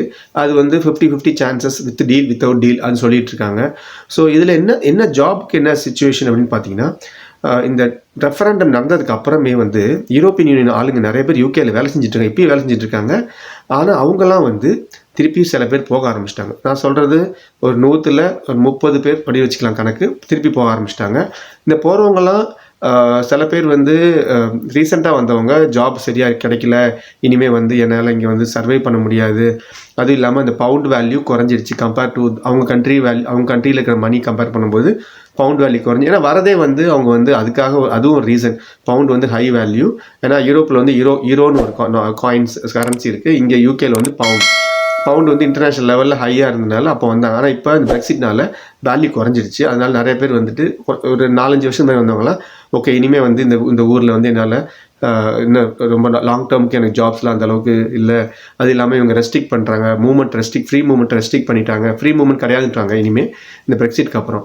ஸோ இந்தமாதிரி நிறைய கண்டிஷன் வந்து நிறைய பேர் போக ஆரம்பிச்சிட்டாங்க. சில பேர் எக்ஸ்பீரியன்ஸ் ஆகிக்கிறதுல 20 இயர்ஸாக யூகேல ஒர்க் பண்ணிவிட்டு நல்லா செட்டில்ட் ஆனவங்களாம் போதும் எனக்கு, நான் எங்கள் ஊருக்கே போய் நான் வந்து செட்டில் ஆனேன்னு சொல்லி அப்படி போகிறவங்க இருக்காங்க. ஸோ இதுமாதிரி நிறைய செக்டர்ஸில் இவங்க விட்டுட்டு போகிற வேக்கன்சி நிறையா இருக்குது. அது ஒரு சைடு. அது இல்லாமல் ஜென்ரலாகவே வந்து சில ஏரியாஸில் ஸ்பெசிஃபிக்காக வந்து NHS நேஷ்னல் ஹெல்த் சர்வீஸ், அதாவது யூகேல இருக்கிற கவர்மெண்ட் ஹாஸ்பிட்டலில் எப்போதுமே வந்து மெடிக்கல் ஸ்டாஃப்க்கு, நர்ஸ், டாக்டர்ஸ், டெக்னீஷியன்ஸ்க்கு வந்து எப்போதுமே வந்து நிறைய வேக்கன்சி இருக்கும். அவங்களுக்காகவே நான் ஒரு வீடியோ போட்டிருக்கேன், UK வான்ஸ் NHS டாக்டர்ஸ் அண்ட் நர்சஸ்ன்னு. நான் அதுக்காகவே இப்போ கவர்மெண்ட் வந்து இந்த விசா இருந்தாலும் நிறைய எக்ஸம்ஷன்ஸ் கொடுத்துருக்காங்க. அவங்க வந்து ஃபாஸ்ட் ட்ராக்ல வரலாம், அவங்களுக்கு ஃபீஸ் கம்மி, அவங்களுக்கு வந்து அவங்க அந்த விசா ஃபீஸில் வந்து நேஷ்னல் ஹெல்த் சார்ஜ் இருக்குது, அது கட்ட தேவையில்லை. இந்த மாதிரி நிறைய எக்ஸம்ஷன்ஸ் கொடுத்துருக்காங்க. மெடிக்கல் ஃபீல்டில் வந்து வேலைக்கு ஜாயின் பண்ணுறவங்க, நீங்கள் மெடிக்கல் ஃபீல்டு அப்படின்னு சொன்னால் வேலை வந்து ஃபாஸ்ட் ட்ராக் பண்ணி, விசா ஃபாஸ்ட் ட்ராக் பண்ணி உங்களுக்கு கொடுப்பாங்க. ஸோ அதிலே ஒரு கேட்ச் இருக்குது, நான் சொல்லியிருக்கேன் அந்த வீடியோவில். அதாவது நீங்கள் வந்து 30,000க்கு மேலே இருந்தால் தான் உங்களுக்கு வந்து 30,000 பவுண்ட் வருஷ சேலரி வாங்கினா தான் நீங்கள் வந்து வேலைக்கு வர முடியும் யூகேக்கு. ஸோ அதெல்லாம் இருக்குது. ஸோ மெடிக்கல் செக்டாரை விட்டுருவோம். மற்ற செக்டார் பார்த்தீங்கன்னா நான் சொன்ன மாதிரி இந்த யூரோப்பியன் யூனியன்ஸ் ஆளுங்க சில பேர் போன அந்த வேக்கன்சிலாம் இருக்குது. அவங்க லெஃப்ட் ஓவர் வேக்கன்சிலாம் இருக்குது. அதுக்கப்புறம் சில செக்டார்ஸ் வந்து எப்போதுமே நிச் ஏரியாம்பாங்க. நிச் ஏரியான்னு பார்த்தீங்கன்னா யூகே சுற்றி வந்து நார்த் சீல வந்து நிறைய ஆயில் ஃபீல்ட்ஸ் இருக்குது. ஸோ அந்த சைடில் பார்த்தீங்கன்னா நிறையா ஜியாலஜிஸ்ட், ஹைட்ராலஜிஸ்ட், இந்த மாதிரி நிறையா ஸ்பெசிஃபிக் கோர்சஸ் முடித்தவங்களாம் நிறையா எப்போதும் வேலை அவங்களுக்கு எப்போதும் உண்டு. ஸோ அந்த ஏரியாவில் இருக்குது. ஸோ இந்த லிஸ்ட்டை பார்க்கணுன்னா நீங்கள் வந்து யூகே கவர்மெண்ட் சைட்டில் ஷார்ட்டேஜ் ஆக்குபேஷன் லிஸ்ட் அப்படின்னு ஒன்று வச்சுருக்காங்க. இந்தந்த ஏரியாவில் வந்து ஷார்ட்டேஜஸ் இருக்குது. ஸோ இவங்களெல்லாம் வந்து நம்ம கூப்பிடலாம் அப்படின்னு சொல்லி நிறையா ஒரு லிஸ்ட்டே வச்சுருக்காங்க. அது பெருசாக இருக்குது லிஸ்ட்டு. நான் ஒரு சில எக்ஸாம்பிள்ஸ் இப்போ படிக்கிறேன் உங்களுக்காக. இந்த ஷார்ட்டேஜ் ஆக்குபேஷன் லிஸ்ட்டில் பார்த்தீங்கன்னா நான் சில எக்ஸாம்பிள்ஸ் சொல்கிறேன். இதில் பார்த்தீங்கன்னா பயாலஜிக்கல் சயின்டிஸ்ட், ஃபிசிக்கல் சயின்டிஸ்ட், அப்புறம் வந்து அதாவது செசிமியாலஜி சயின்டிஸ்ட், ஹைட்ராலஜிஸ்ட், ஜியாலஜிஸ்ட், அப்புறம் ஜியோகெமிஸ்ட்டு, அப்புறம் வந்து ஆயில் இண்டஸ்ட்ரியில் எந்த கோர்ஸ் முடிச்சிருந்தாலும் இல்லை எந்த நீங்கள் வேலை இருந்தாலும் சரி உங்களுக்கு இங்கே நல்ல வேலை வாய்ப்பு உண்டு யூகேல. அப்புறம் சிவில் இன்ஜினியர்ஸ், இந்தியாவில் நம்ம இன்ஜினியரிங் படிச்சுட்டு நிறைய பேர் வேலை இல்லாமல் காமெடி பீஸாக வந்து நிறைய டிவியில் படத்துலலாம் சொல்லிட்டு இருக்காங்க. ஆனால் நீங்கள் நல்ல கோர்ஸும் நல்ல காலேஜில் நல்ல கோர்ஸ் அந்த ஸ்பெசிஃபிக் இன்ஜினியரிங் டிகிரி படிச்சுட்டு எக்ஸ்பீரியன்ஸ் இருந்துச்சுன்னா யூகேல இப்போதைக்கு வேலை வாங்குறது ரொம்ப ஈஸி. அதை பற்றி சொல்கிறேன் நான். என்ன சேலஞ்சஸ் இருக்குது, பட் இருந்தாலும் உங்களை வந்து நீங்கள் ஒரு ரைட் பர்சனாக நீங்கள் வந்து யூகேல வேலை வாங்கலாம். ஸோ நான் சொல்கிறேன், civil engineers, mechanical engineers, electronic engineers, graphic designers, chef வந்து சில ஏரியா செஃப்ஸு, அப்புறம் architects, quality surveyors, nurses, doctors நான் ஏற்கனவே சொல்லியிருக்கேன். அப்புறம் மெடிக்கல் ரேடியோகிராஃபர்ஸ், ஐடி ஜாப்ஸ்லேயும் வந்து சில ஸ்பெசிஃபிக் ஏரியாவில் வந்து இன்னும் வந்து அவங்க வந்து ஷார்ட்டேஜ் தான் சொல்கிறாங்க. இதுக்கு முன்னாடி ப்ராஜெக்ட் மேனேஜர்ஸ், ப்ரோக்ராம் மேனேஜர்ஸ்லாம் இருந்தாங்க, அவங்களாம் எடுத்துட்டாங்க. ஆனால் still IT analyst, business analyst சில ஏரியாவில் அவங்களாம் வந்து ஷார்ட்டேஜ் ஆக்குபேஷனில் இருக்காங்க. இந்த ஷார்ட்டேஜ் ஆக்குபேஷனில் இருக்கிறவங்கள வந்து இங்கே இருக்கிற அந்த சர்டிஃபைடு சிஓஎஸ் கம்பெனிஸ், அதாவது ஸ்பான்சர்ஷிப் கொடுக்குற கம்பெனிஸ் வந்து அவங்கள எடுக்கலாம். ஸோ என்ன ப்ராசஸ் அப்படின்னு பார்த்தீங்கன்னா, Tier 2 ஜென்ரல் எடுக்கிறதுக்கு என்ன ப்ராசஸ் பார்த்தீங்கன்னா, இங்கே லோக்கல் கம்பெனி ஃபஸ்ட்டு லோக்கலில் யூகேயில் ஒரு ஆட் கொடுக்கணும். அது மாதிரி அந்த வேலை இந்த வேக்கன்சி இருக்குதுன்னு சொல்லணும். லோக்கலில் யாரும் வரலைன்னா அதுக்கப்புறம் தான் வந்து அவங்க வந்து இன்டர்நேஷ்னல், அதாவது மற்ற கண்ட்ரியில் போய் அவங்க வந்து ஆள் எடுக்கலாம், அட்வர்டைஸ்மெண்ட் பண்ணலாம். ஸோ அதான் மெயின் கண்டிஷன். ஸோ இந்த ஒரு கண்டிஷன் ஓவர் ஹெட், அதாவது கம்பெனிக்கு இந்த ஓவர் ஹெட் அட்வர்டைஸ்மெண்ட் கொடுக்கணும், அட்வர்டைஸ்மெண்ட் இல்லைன்னு ப்ரூவ் பண்ணணும், இந்த மாதிரிலாம் இருக்கிறதுனால நிறைய கம்பெனிஸ் வந்து இந்த Tier 2 ஜென்ரலில் வந்து மோஸ்ட்லி கொடுக்கறது இல்லை. இது மெயின் ரீசன் இருக்குது. Tier 2 ஜென்ரல் வந்து அட்வர்டைஸ்மெண்ட் பண்ணி இந்தியாவிலேருந்து ஆள் எடுக்கிறதுலாம் ரொம்ப ரொம்ப ரேருன்னு சொல்ல மாட்டேன், 10ல் 2 பேர் எடுப்பாங்க. அப்படி தான் இருக்குது, அப்படி தான் இப்போதைக்கு போயிட்டுருக்கு. ஸோ இதை நீங்கள் முக்கியமாக பார்த்துக்கணும். அப்புறம் இந்த ஐடி கம்பெனிஸ் எல்லாமே வந்து இந்தியாவில் எல்லா ஐடி கம்பெனிஸும் இங்கேயும் வந்து லோக்கல் சப்சிடரி ஆரம்பித்து அவங்களும் இந்த சிஓஎஸ் எலிஜிபிலிட்டி வாங்கிட்டாங்க. அவங்களும் வந்து டக்குன்னு எல்லோரும் எடுக்க மாட்டாங்க. அதில் கம்பெனிக்குள்ளே இன்டர்னல் பாலிட்டிக்ஸ், இன்டர்னல் ஃபேவரிட்டிசம் எல்லாம் இருக்குது. அவங்க வந்து யாராச்சும் தெரிஞ்சவங்க யாராச்சும் இருந்தால் ரெக்கமெண்ட் பண்ணால், ஹையர் லெவல் பொசிஷனில் ரெக்கமெண்ட் பண்ணால் அவங்க வந்து அந்த ஸ்பெசிஃபிக் பர்சனை வந்து இந்தியாவிலேருந்து வேலைக்கு எடுப்பாங்க. இன்டர்வியூலாம் வந்து ஸ்பெசிஃபிக்காக நடக்கும். அதெல்லாம் நடக்குது. இது என்னோட ஹானஸ்ட் ஒப்பீனியன். ஸோ அது நடந்துகிட்ருக்கு. பேப்பரில் டைரெக்டாக ஆடு கொடுத்து Tier 2 ஜென்ரலுக்கு ஆள் எடுக்கிறோம் இப்போ சொன்னால் மெயினாக மெடிக்கல் ப்ரொஃபஷனில் தான் அது இப்போதைக்கு நடக்கிறதுக்கு சான்சஸ் இருக்குது. மற்றபடி ஐடியில் எனக்கு வந்து ஜாவா ப்ரோக்ராமர் வேணும், இல்லை ஜாவா டேட்டாபேஸ் அட்மினிஸ்ட்ரேட்டர் வேணும், ஆரக்கிள் டேட்டாபேஸ் அட்மினிஸ்ட்ரேட்டர் வேணும், SAP ஆள் வேணும் அப்படின்னு சொல்லி யூகேக்கு ஆள் வேணும்னு சொல்லி இந்தியா பேப்பரில் கொடுத்து அங்கே இன்டர்வியூ வச்சு எடுக்கிறதெல்லாம் வந்து ரொம்ப ரொம்ப ரொம்ப ரேர். அதுக்கு மேலே சொன்ன மாதிரி இந்தியன் கம்பெனிஸ் வந்து என்ன பண்ணுவாங்க, ப்ரொஃபைல் அங்கே தெரிஞ்ச ப்ரொஃபைல் எடுப்பாங்க, அவங்களுக்கு இங்கே டைப் 2 ஜென்ரல் விசா ஸ்பான்சர் பண்ணுவாங்க.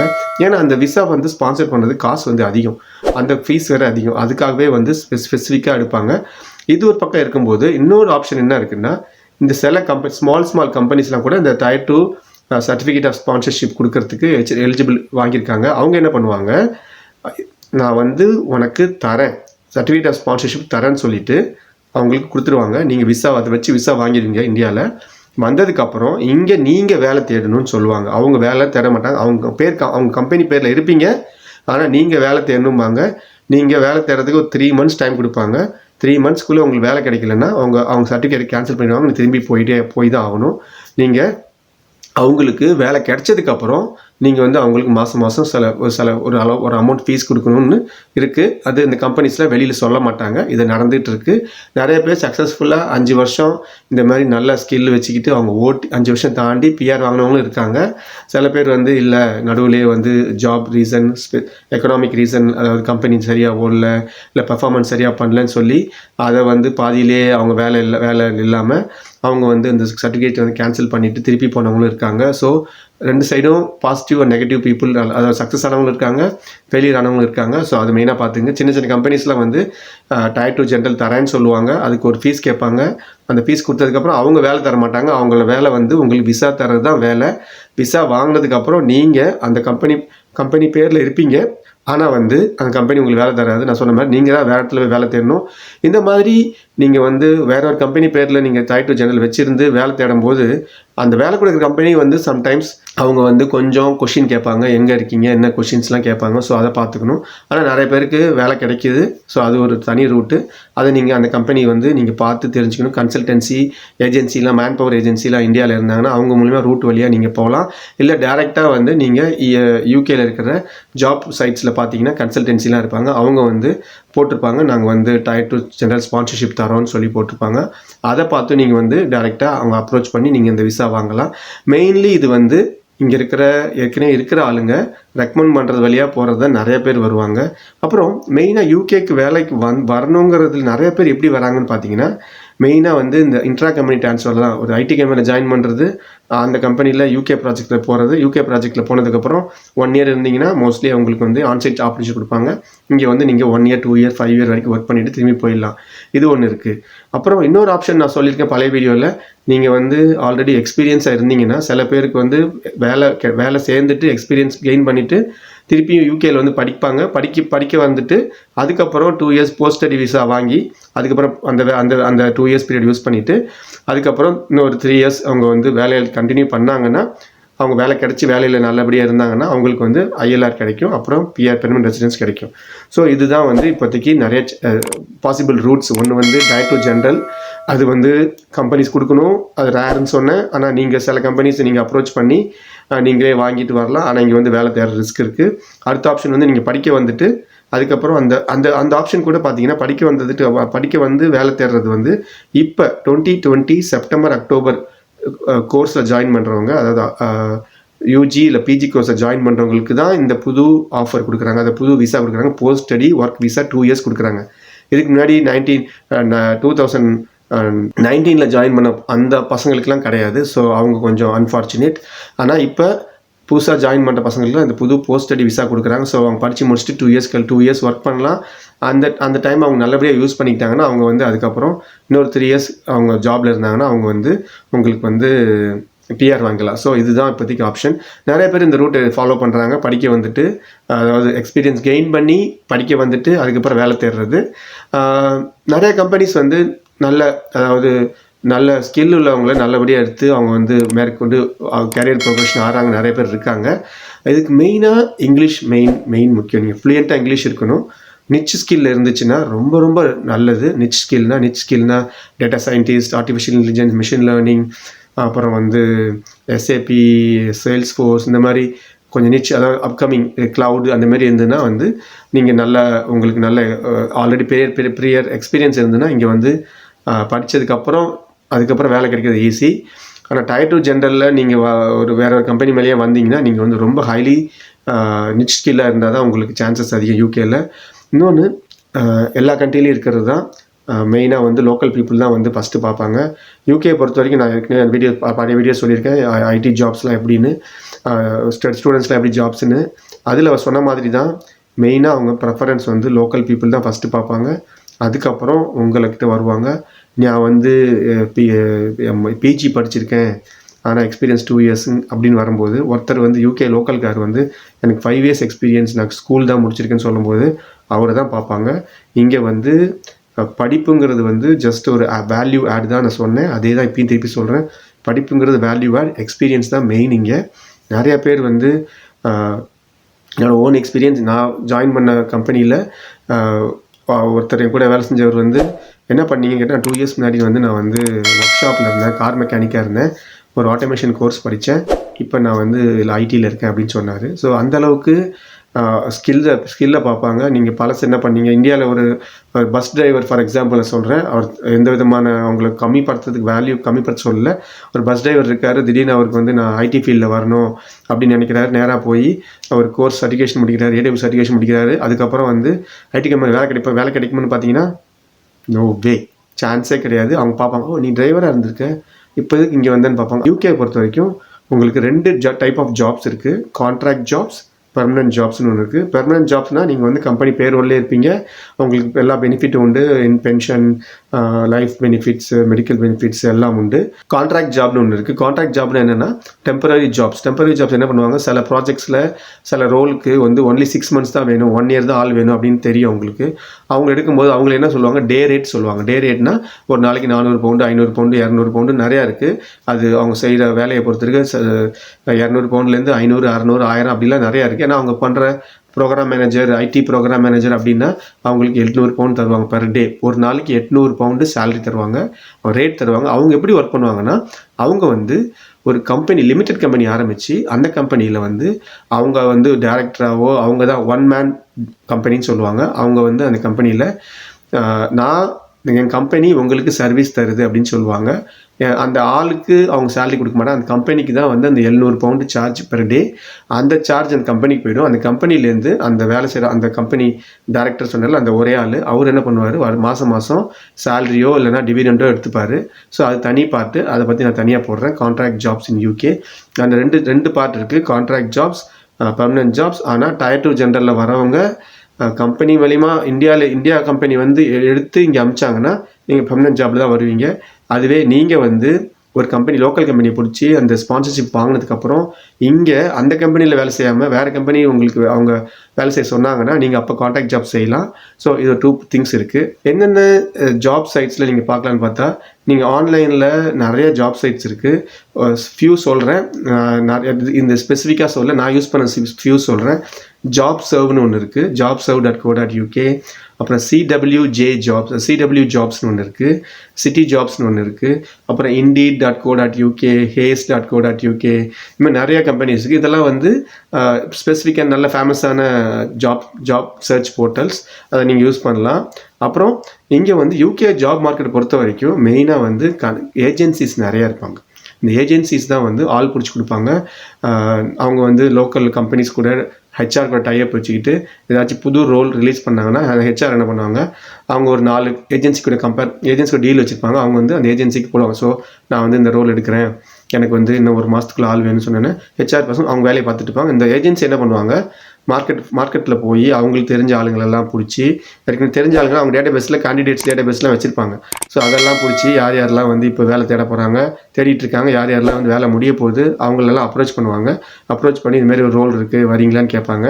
அது ஒரு ஆப்ஷன். அப்புறம் ஹெச்ஆரே வந்து சில ரோலுக்கு அவங்களே வந்து இந்த ஏஜென்சி ஃபீஸ் அவாய்ட் பண்ணணுன்னா அவங்களே போய் கேண்டிடேட்ஸ் அப்ரோச் பண்ணுவாங்க. அது ஒரு ஆப்ஷன்.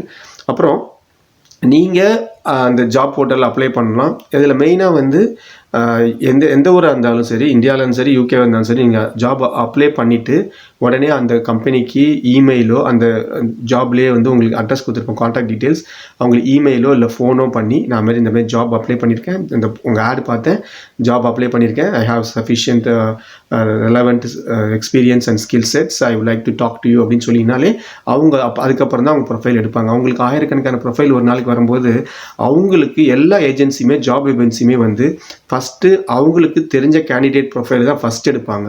அதுதான் மெயின். அதுக்கப்புறம் ஏற்கனவே அவங்க கூட வேலை செய்கிறவங்க ரெக்கமெண்ட் பண்ணுற ப்ரொஃபைல் அடுத்தது எடுப்பாங்க.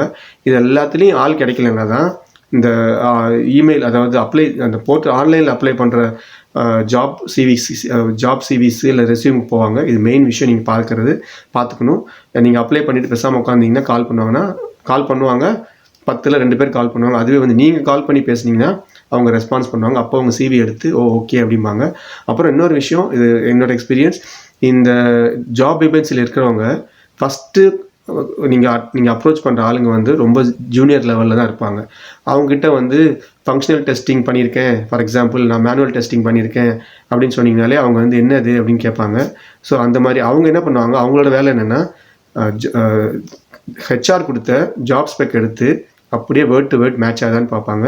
அப்புறம் அது இல்லைன்னா இப்போ இருக்கிற இதில் வந்து நிறைய டூல்ஸ் இருக்குது, உங்கள் சிவியை ரீட் பண்ணி மேட்சிங் ஆகுதான்னு சொல்லும்.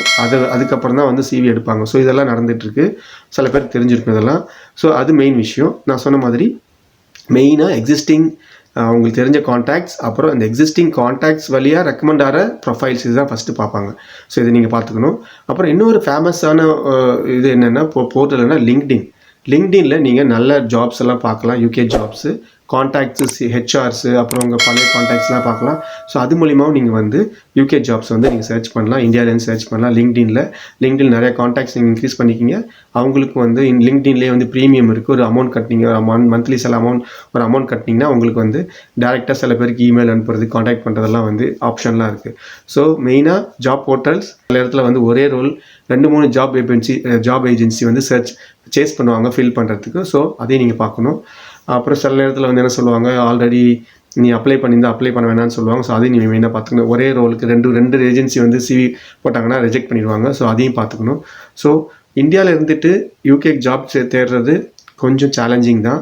பட் நீங்கள் ரைட் இடத்த தட்டினீங்கன்னா கண்டிப்பாக கிடைக்கும். நான் சொன்ன மாதிரி யூகே கம்பெனிஸில் சில கம்பெனிஸ் வந்து ஸ்பான்சர்ஷிப் தராங்க, வேலை தர மாட்டாங்க. ஆனால் நீங்கள் யூகேக்கு வந்து அதுக்கப்புறம் வேலை தேடிக்கலாம், அந்த ரிஸ்க் இருக்குது. அப்புறம் இந்தியன் கம்பெனிஸ் யூகே ஸ்பான்சர்ஷிப் வந்து இந்தியாவில் கொடுத்து ஆள் அழைச்சிட்டு வருவாங்க. அது முக்கால்வாசி ரெக்கமெண்டேஷனில் தான் போயிட்டுருக்கு. தேர்ட் ஆப்ஷன் நான் சொன்னேன், இங்கே படிக்க வந்துட்டு வேலை தேடுறது தேர்ட் ஆப்ஷன் சொன்னேன்.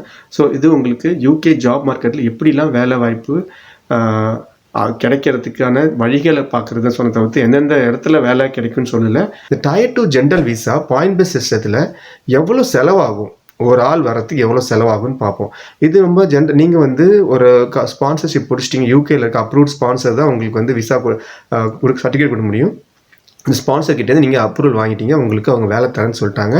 சேலரி மேட்ச் ஆயிடுச்சு, சேலரி மோர் தேன் 35,000 pounds எக்ஸாம்பிள் வச்சுப்போம். ஸோ வாங்கியாச்சு. இது வந்து இன்ட்ரா கம்பெனி ட்ரான்ஸ்ஃபர் கிடையாது. இது வந்து நீங்களாக வேலை தேடிட்டு யூகேக்கு வரீங்க. ஸோ யூகே வேலை தேடும்போது நீங்கள் தேடி இருப்பீங்க, இது வந்து Tier 2 ஜென்ரலில் வருமா இல்லை வந்து ஷார்ட்டேஜ் ஆக்குபேஷன் லிஸ்ட்டில் வருமா நீங்கள் பார்த்துருப்பீங்க. இந்த ஷார்ட்டேஜ் ஆக்குபேஷன் லிஸ்ட்டுக்கு தனி விசா காஸ்ட் இருக்குது. அதில் Tier 2 ஜென்ரலுக்கு தனி விசா இருக்குது. இந்த ஸ்பான்சர் கம்பெனிஸ்லாம் இருக்காங்களா யூகேல, கவர்மெண்ட் அப்ரூவ் ஸ்பான்சர் கம்பெனிஸ், அவங்க வந்து Tier 2 ஜென்ரல்லையும் ஆளை கூப்பிடலாம், ஷார்ட்டேஜ் ஆக்குபென்ஸ் லிஸ்ட்டில் இருக்கிறவங்களையும் அந்த ஜாப்பும் கூப்பிடலாம். ஸோ இந்த ரெண்டுத்துக்கும் டிஃப்ரென்ஸ் இருக்குது விசாவில்.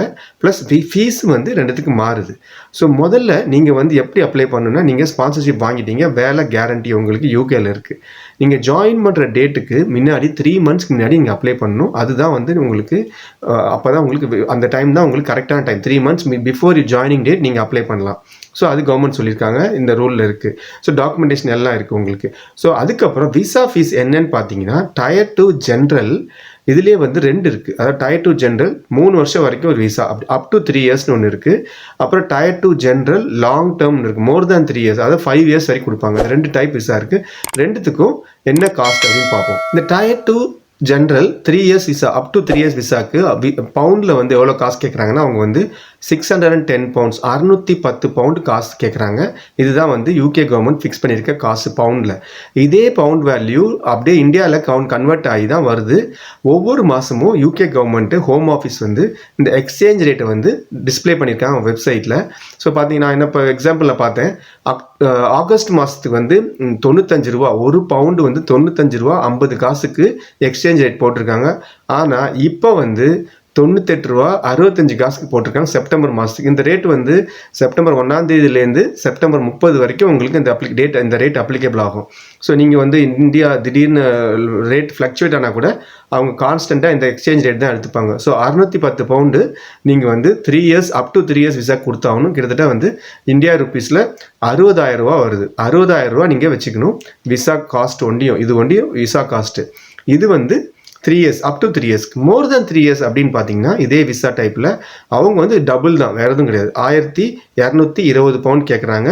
இது கிட்டத்தட்ட உங்களுக்கு இந்தியா காஸ்ட்டில் 120, அது 120K, அதாவது 1,20,000 ரூபா உங்களுக்கு வேணும், விசா காஸ்ட்டுக்கு வேணும் நீங்கள் அப்ளை பண்ணுறது. ஸோ இது ஒன்று இருக்குது. ஸோ இதை பார்த்துட்டீங்க. ஸோ இதே மாதிரி அடுத்தது வந்து ஷார்ட்டேஜ் ஆக்குபேஷன் லிஸ்ட்டில் இருக்கிற tier 2 general up to 3 years அப்படின்னு பார்த்தோம்னா அது கொஞ்சம் காசு கம்மியாக வாங்குறாங்க. ஏன்னா நான் சொல்லியிருந்தேன் நர்சிங் ஜாப்லாம் யூகேல வந்து நல்லா கூப்பிடுறாங்க, அவங்களுக்கு வந்து ஃபாஸ்ட் ட்ராக் பண்ணுறாங்க, அவங்க விசா ஃபீஸ் குறைச்சிருக்காங்க. நான் போட்டிருக்கேன், விசா வீடியோ இருக்குது பாருங்கள். ஸோ போட்டிருக்கேன். ஸோ அதில் சொன்ன மாதிரி தான் விசா காஸ்ட்டு மற்ற விசா கம்பேர் பண்ணும்போது இந்த டயர் 2 ஜென்ரல் ஷார்ட்டேஜ் ஆக்குபேஷன் லிஸ்ட்டில் இருக்கிற வேலைக்கெல்லாம் வந்து விசா காஸ்ட் கம்மி. ஸோ அது வந்து 464 பவுண்ட்ஸ் வந்து கேட்குறாங்க விசா ஃபீஸ் யூகேல. ஸோ அதை கன்வெர்ட் பண்ணி பார்த்தீங்கன்னா கிட்டத்தட்ட 46,000 ரூபா கிட்ட க்ளோஸ் பை வருது. இந்த ரேட் வந்து நான் போட்டிருக்கிறது கவர்மெண்ட் இந்த செப்டம்பர் மாதம் எக்ஸ்சேஞ்ச் ரேட் பிரகாரம் போட்டிருக்கேன். அதாவது 98.65 ரூபா வந்து எக்ஸ்சேஞ்ச் ரேட். ஒரு பவுண்டுக்கு இந்தியா ருபீஸ் வேல்யூ வந்து 98.65 ரூபா. ஸோ ஆகஸ்ட் மாதம் விசா எடுத்திருந்தீங்கன்னா உங்களுக்கு செலவு கம்மியாக இருக்கும். இப்போ வந்து ஒரு பவுண்டுக்கு நீங்கள் 3.5 ரூபா 3 ரூபா 50 காசு வந்து நீங்கள் அதிகமாக கொடுத்தாகணும். இதுவே வந்து அக்டோபர் மாதம் இன்னும் குறையுமானா தெரியாது நமக்கு. ஸோ அது international foreign exchange rates changes பொறுத்து இருக்குது. ஸோ இப்போ நான் சொன்ன மாதிரி 464 பவுண்ட்ஸ் வந்து ஷார்ட்டேஜ் ஆக்குபேஷன் லிஸ்ட்டில் up to 3 years tier 2 general visa கொடுக்கணும். அதோட காஸ்ட் வந்து 45,000 ரூபாய் கிட்ட வருது. இதே அப்படியே தான் அவங்க டபுள் பண்ணியிருக்காங்க. டபுள் பண்ணி மோர் தேன் 3 இயர்ஸ் நீங்கள் எடுத்திங்கன்னா அதுக்கு வந்து காஸ்ட் 928 பவுண்ட்ஸ். ஸோ உங்களுக்கு 92,000 ரூபா கிட்ட அப்ராக்சிமேட் ரவுண்ட் பண்ணி சொல்கிறேன், 91,547 ரூபா வருது. ஸோ 92,000 ரூபா கிட்ட நீங்கள் அந்த விசா காஸ்ட் பே பண்ணி ஆகணும் இந்த விசா நீங்கள் அப்ளை பண்ணுறதா இருந்தால். ஸோ சில கம்பெனிஸ் வந்து ரொம்ப பெரிய கம்பெனி, நீங்கள் ஃபேஸ்புக்கில் வேலை வாங்கிட்டீங்க, கூகுளில் வேலை வாங்கிட்டீங்க, இந்தியாவில் வேலை வாங்கிட்டீங்க, உங்களை வந்து யூகேக்கு ட்ரான்ஸ்ஃபர் பண்ணுறாங்க, ஸ்பான்சர்ஷிப் ட்ரான்ஸ்ஃபர் பண்ணாங்கன்னா அந்த மாதிரி கம்பெனிஸ்லாம் கண்டிப்பாக இந்த மாதிரி விசா காஸ்ட்டை ஃபுல்லாக அவங்க பேர் பண்ணிவிட்டு ஸ்டாஃப் அழைச்சிட்டு வராங்க. லக்கியாக இருக்கிறவங்க இது கண்டிப்பாக கிடச்சி அவங்க வரலாம். ஸோ அதில் சான்சஸ் நிறையா இருக்குது. ஆனால் பெரும்பான்மையான கம்பெனி வந்து உங்களுக்கு நான் வேலை கொடுத்துட்டேன், விசா வாங்கிட்டு வர வேண்டியது உங்களோட விஷயம், உங்களோட கடமை அப்படின்னு சொல்லிடுவாங்க, உங்களோட செலவுன்னு சொல்லிடுவாங்க. சில கம்பெனிஸ் வந்து சில மல்டிநேஷ்னல் கம்பெனிஸ் வந்து உங்களுக்கு விசா காஸ்ட்டை வந்து அவங்க சம்பளத்தில் பிடிச்சிக்கிறேன், இப்போதைக்கு நான் கொஞ்சம் கடன் தரேன், நீ அதை வச்சுட்டு வந்துட்டு அதுக்கப்புறம் மாதம் சம்பளத்தில் பிடிச்சிக்கிறேன்னு சொல்கிறவங்க இருக்காங்க. ஆனால் மெயின்லி பெரிய எம்என்சி கம்பெனிஸ் தான் நான் சொன்ன கூகுள், ஃபேஸ்புக் இந்த மாதிரி கம்பெனி தான் வந்து, அமேசான் இந்த மாதிரி கம்பெனி தான் வந்து இந்தியாவில் ஆள் எடுத்து யூகேக்கு வேணும்னா அவங்களை கண்டிப்பாக வேணும்னா அவங்கள வந்து இந்த மாதிரி ஃபுல் விசா காஸ்டிங் கம்பெனியை எடுத்துகிட்டு வர கம்பெனிஸ் இருக்காங்க. உங்களுக்கு அந்த மாதிரி கிடச்சிதுன்னா இங்கே வாங்க, ரொம்ப நல்ல விஷயம். ஆனால் நீங்களே பண்ணிங்கன்னா உங்களுக்கு இதான் காஸ்ட் ஆகும். டயர் 2 ஜென்ரல் நான் ஷார்ட்டேஜ் ஆக்குபேஷனில் இருந்தீங்கன்னா உங்களுக்கு வந்து மினிமம் 61,000 வேணும் விசா காஸ்ட் ஒண்டியும். அதுவே வந்து ஷார்ட்டேஜ் ஆக்குபேஷனில் இருந்தீங்கன்னா உங்களுக்கு மினிமம் 45,700 ரூபா வேணும். இது 3 வருஷம் விசாக்கு ஒண்டி தான். இங்கே வந்ததுக்கப்புறம் நீங்கள் எக்ஸ்டெண்ட் பண்ணிக்கலாம், +2 இயர்ஸு, அதுக்கு தனி காஸ்ட் இருக்குது, அது கொஞ்சம் கம்மியாக தான் இருக்கும். ஸோ இது ஒன்று, இது மெயின். இதுக்கு அப்புறம் ஒரு கேட்ச் இருக்குது, என்னென்னா ஒவ்வொரு ஆளும் வந்து விசா சர்ச் சார்ஜ் கொடுத்தாகணும். விசா சர்ச் சார்ஜ் ஹெல்த் சர்ச் சார்ஜ்னு சொல்லுவாங்க. இங்கே இருக்க NHS நீங்கள் யூஸ் பண்ணுறதுக்கு உங்கள் விசாலே காசு வாங்கிடுறாங்க. ஸோ அந்த ஹெல்த் சர்ச் சார்ஜ் வந்து ஷார்ட்டேஜ் ஆக்குபேஷனில் மெயினாக இந்த நர்சிங் ஜாப்ஸ்க்கு, மெடிக்கல் ஜாப்ஸ்க்கு வரவங்க கொண்டையும் இப்போ வந்து எக்ஸம்ஷன் பண்ணியிருக்காங்க. மற்ற எல்லாருக்கும் இது உண்டு, கண்டிப்பாக உண்டு. இப்போதைக்கு இந்த வருஷம் 400 பவுண்டு கேட்குறாங்க, ஒரு வருஷத்துக்கு 400 பவுண்டு. ஸோ நீங்கள் 3 வருஷம் விசா எடுத்திங்கன்னா இது irrespective ஆஃப் அந்த நர்சிங் ஜாப் தவிர்த்து மற்ற எல்லாரும் 400 பவுண்டு ஒரு வருஷத்துக்கு நீங்கள் ஹெல்த் சர்ச்சார்ஜ் கட்டி ஆகணும். அது வந்து உங்களுக்கு வந்து 39,000 இல்லைன்னா கிட்டத்தட்ட 40,000 ரூபா வரும் உங்களுக்கு. 3 வருஷத்துக்குன்னா அதை 3ஆக மல்டிப்ளை பண்ணிக்கிங்க, 1,200 பவுண்டு அந்த காஸ்ட் வரும் உங்களுக்கு. ஸோ நீங்கள் கட்டி ஆகணும். ஸோ அது ஒன்று இருக்குது. இதுக்கப்புறம் பயோமெட்ரிக் சார்ஜுன்னு சொல்லி ஒரு 20 பவுண்டு வாங்குறாங்க, அது ஒரு 3,000 ரூபா வரும். டயர் 2 ஜென்ரலில் தனியாக ஒரு ஆளுக்கு விசா காஸ்ட் எவ்வளோன்னா 1,10,000 ரூபா கிட்ட வருது. அதாவது 1,10,000 ரூபா, 1,06,000 $1,500 வருது. இதுதான் வந்து இந்த காஸ்ட் இப்போதைக்கு யூகே கவர்மெண்ட்டு செப்டம்பர் மாதம் கணக்கு பிரகாரம் வச்சுருக்காங்க. இதுவே ஒரு ஹஸ்பண்ட் ப்ளஸ் ஒய்ஃப் 2 பேர் வரீங்க அப்படின்னு சொன்னால் அவங்களுக்கும் இதே தான், ஒரு டிஃப்ரெண்ட்டே கிடையாது. அதே காஸ்ட்டு தான். இப்போ வந்து 610 பவுண்டு மெயின் அப்ளிகண்ட்னா டிபெண்ட்டுக்கு அதே தான். டிபெண்ட்டும் அதே 1200 பவுண்டு 3 வருஷத்துக்கு ஹெல்த் சார்ஜை கட்டி ஆகணும். Husband and wife Tier 2 general, அதாவது ஹஸ்பண்ட் வந்து மெயின் அப்ளிகண்ட், ஒய்ஃப் வந்து டிபெண்ட் அப்ளிகண்டில் வரதுக்கு கிட்டத்தட்ட 2,05,000 ஆகும். இது வந்து அவங்க காஸ்ட், விசா காஸ்ட் ஒண்டி 2,05,000 ஆகும். ஹஸ்பண்ட் அண்ட் ஒய்ஃப் Tier 2 ஜென்ரலில் 3 இயர்ஸ் விசாவில் வரத்துக்கு ஒரு 2,05,000 ஆகும். ஸோ இது பார்த்தாச்சு. இதுக்கப்புறம் இன்னொரு எக்ஸாம்பிள் நான் சொல்கிறேன். ஒரு ஹஸ்பண்ட் ஒய்ஃப் ஒரு குழந்தை வரணும்னா எவ்வளோ ஆகும்? அவங்களுக்கு 3,05,000 ஆகும். ஹஸ்பண்ட் ஒய்ஃப் ப்ளஸ் குழந்தை வரத்துக்கு 3,05,000 ஆகும். இதெல்லாம் பார்த்துட்டு தான் அவங்க விசா அப்ளை பண்ணணும். இவ்வளோ காஸ்ட் இருக்குது. வேலை வாங்கிட்டீங்க, இவ்வளோ காஸ்ட் உங்ககிட்ட. இந்த காஸ்ட் வந்து அதாவது நீங்கள் இந்த காஸ்ட்டை கொடுத்தா தான் நீங்கள் யூகேக்கே வர முடியும். இதுக்கு மேலே உங்களுக்கு வந்து ஃப்ளைட் சார்ஜ் இருக்குது. அப்புறம் இன்னொரு விஷயம் விசாவில் இருக்குது. அது என்னென்னா மெயின்டெனன்ஸ் காஸ்ட் கேட்பாங்க. நீங்கள் வந்தீங்கன்னா உங்களுக்கு செலவு பண்ணுறதுக்கு காசு இருக்கா, ஃபஸ்ட்டு மாதம் செலவு பண்ணுறதுக்கு காசு இருக்கா அப்படின்னு கேட்பாங்க. அதை நீங்கள் பேங்க் பேலன்ஸ் வச்சு ஷோ பண்ணணும். விசா அப்ளை பண்ணும்போது கிட்டத்தட்ட 90 days ஓல்டு பேங்க் ஸ்டேட்மெண்ட் நீங்கள் கொடுக்கணும். 3 மாதம் பேங்க் ஸ்டேட்மெண்ட் கொடுக்கணும். ரீசெண்டான 3 மாதம் பேங்க் ஸ்டேட்மெண்ட் கொடுக்கணும். ஸோ அதுக்கும் காசு வச்சுருக்காங்க. ஒரு ஆள் எவ்வளோ, அதாவது சிங்கிள் பர்சன் எவ்வளோ காமிக்கணும் அப்படின்னு பார்த்தீங்கன்னா 954 பவுண்ட்ஸ் வந்து ஒரு மாதத்துக்கு காமிக்கணும். 954 பவுண்ட்ஸ் வந்து சிங்கிள் பர்சன்ட் அவங்க செலவுக்கு காமிக்கணும். அது உங்களுக்கு 93,000 வரும். அப்புறம் டிபெண்ட், ஒவ்வொரு டிபெண்ட்டுக்கு ஒரு ஒய்ஃப்னா அவங்களுக்கு 630 பவுண்டு காமிக்கணும். அது வந்து உங்களுக்கு 62,000 வரும். இது ரெண்டும் சேர்த்து நீங்கள் வந்து 1,55,000 ரூபா வந்து நீங்கள் காமிக்கணும்.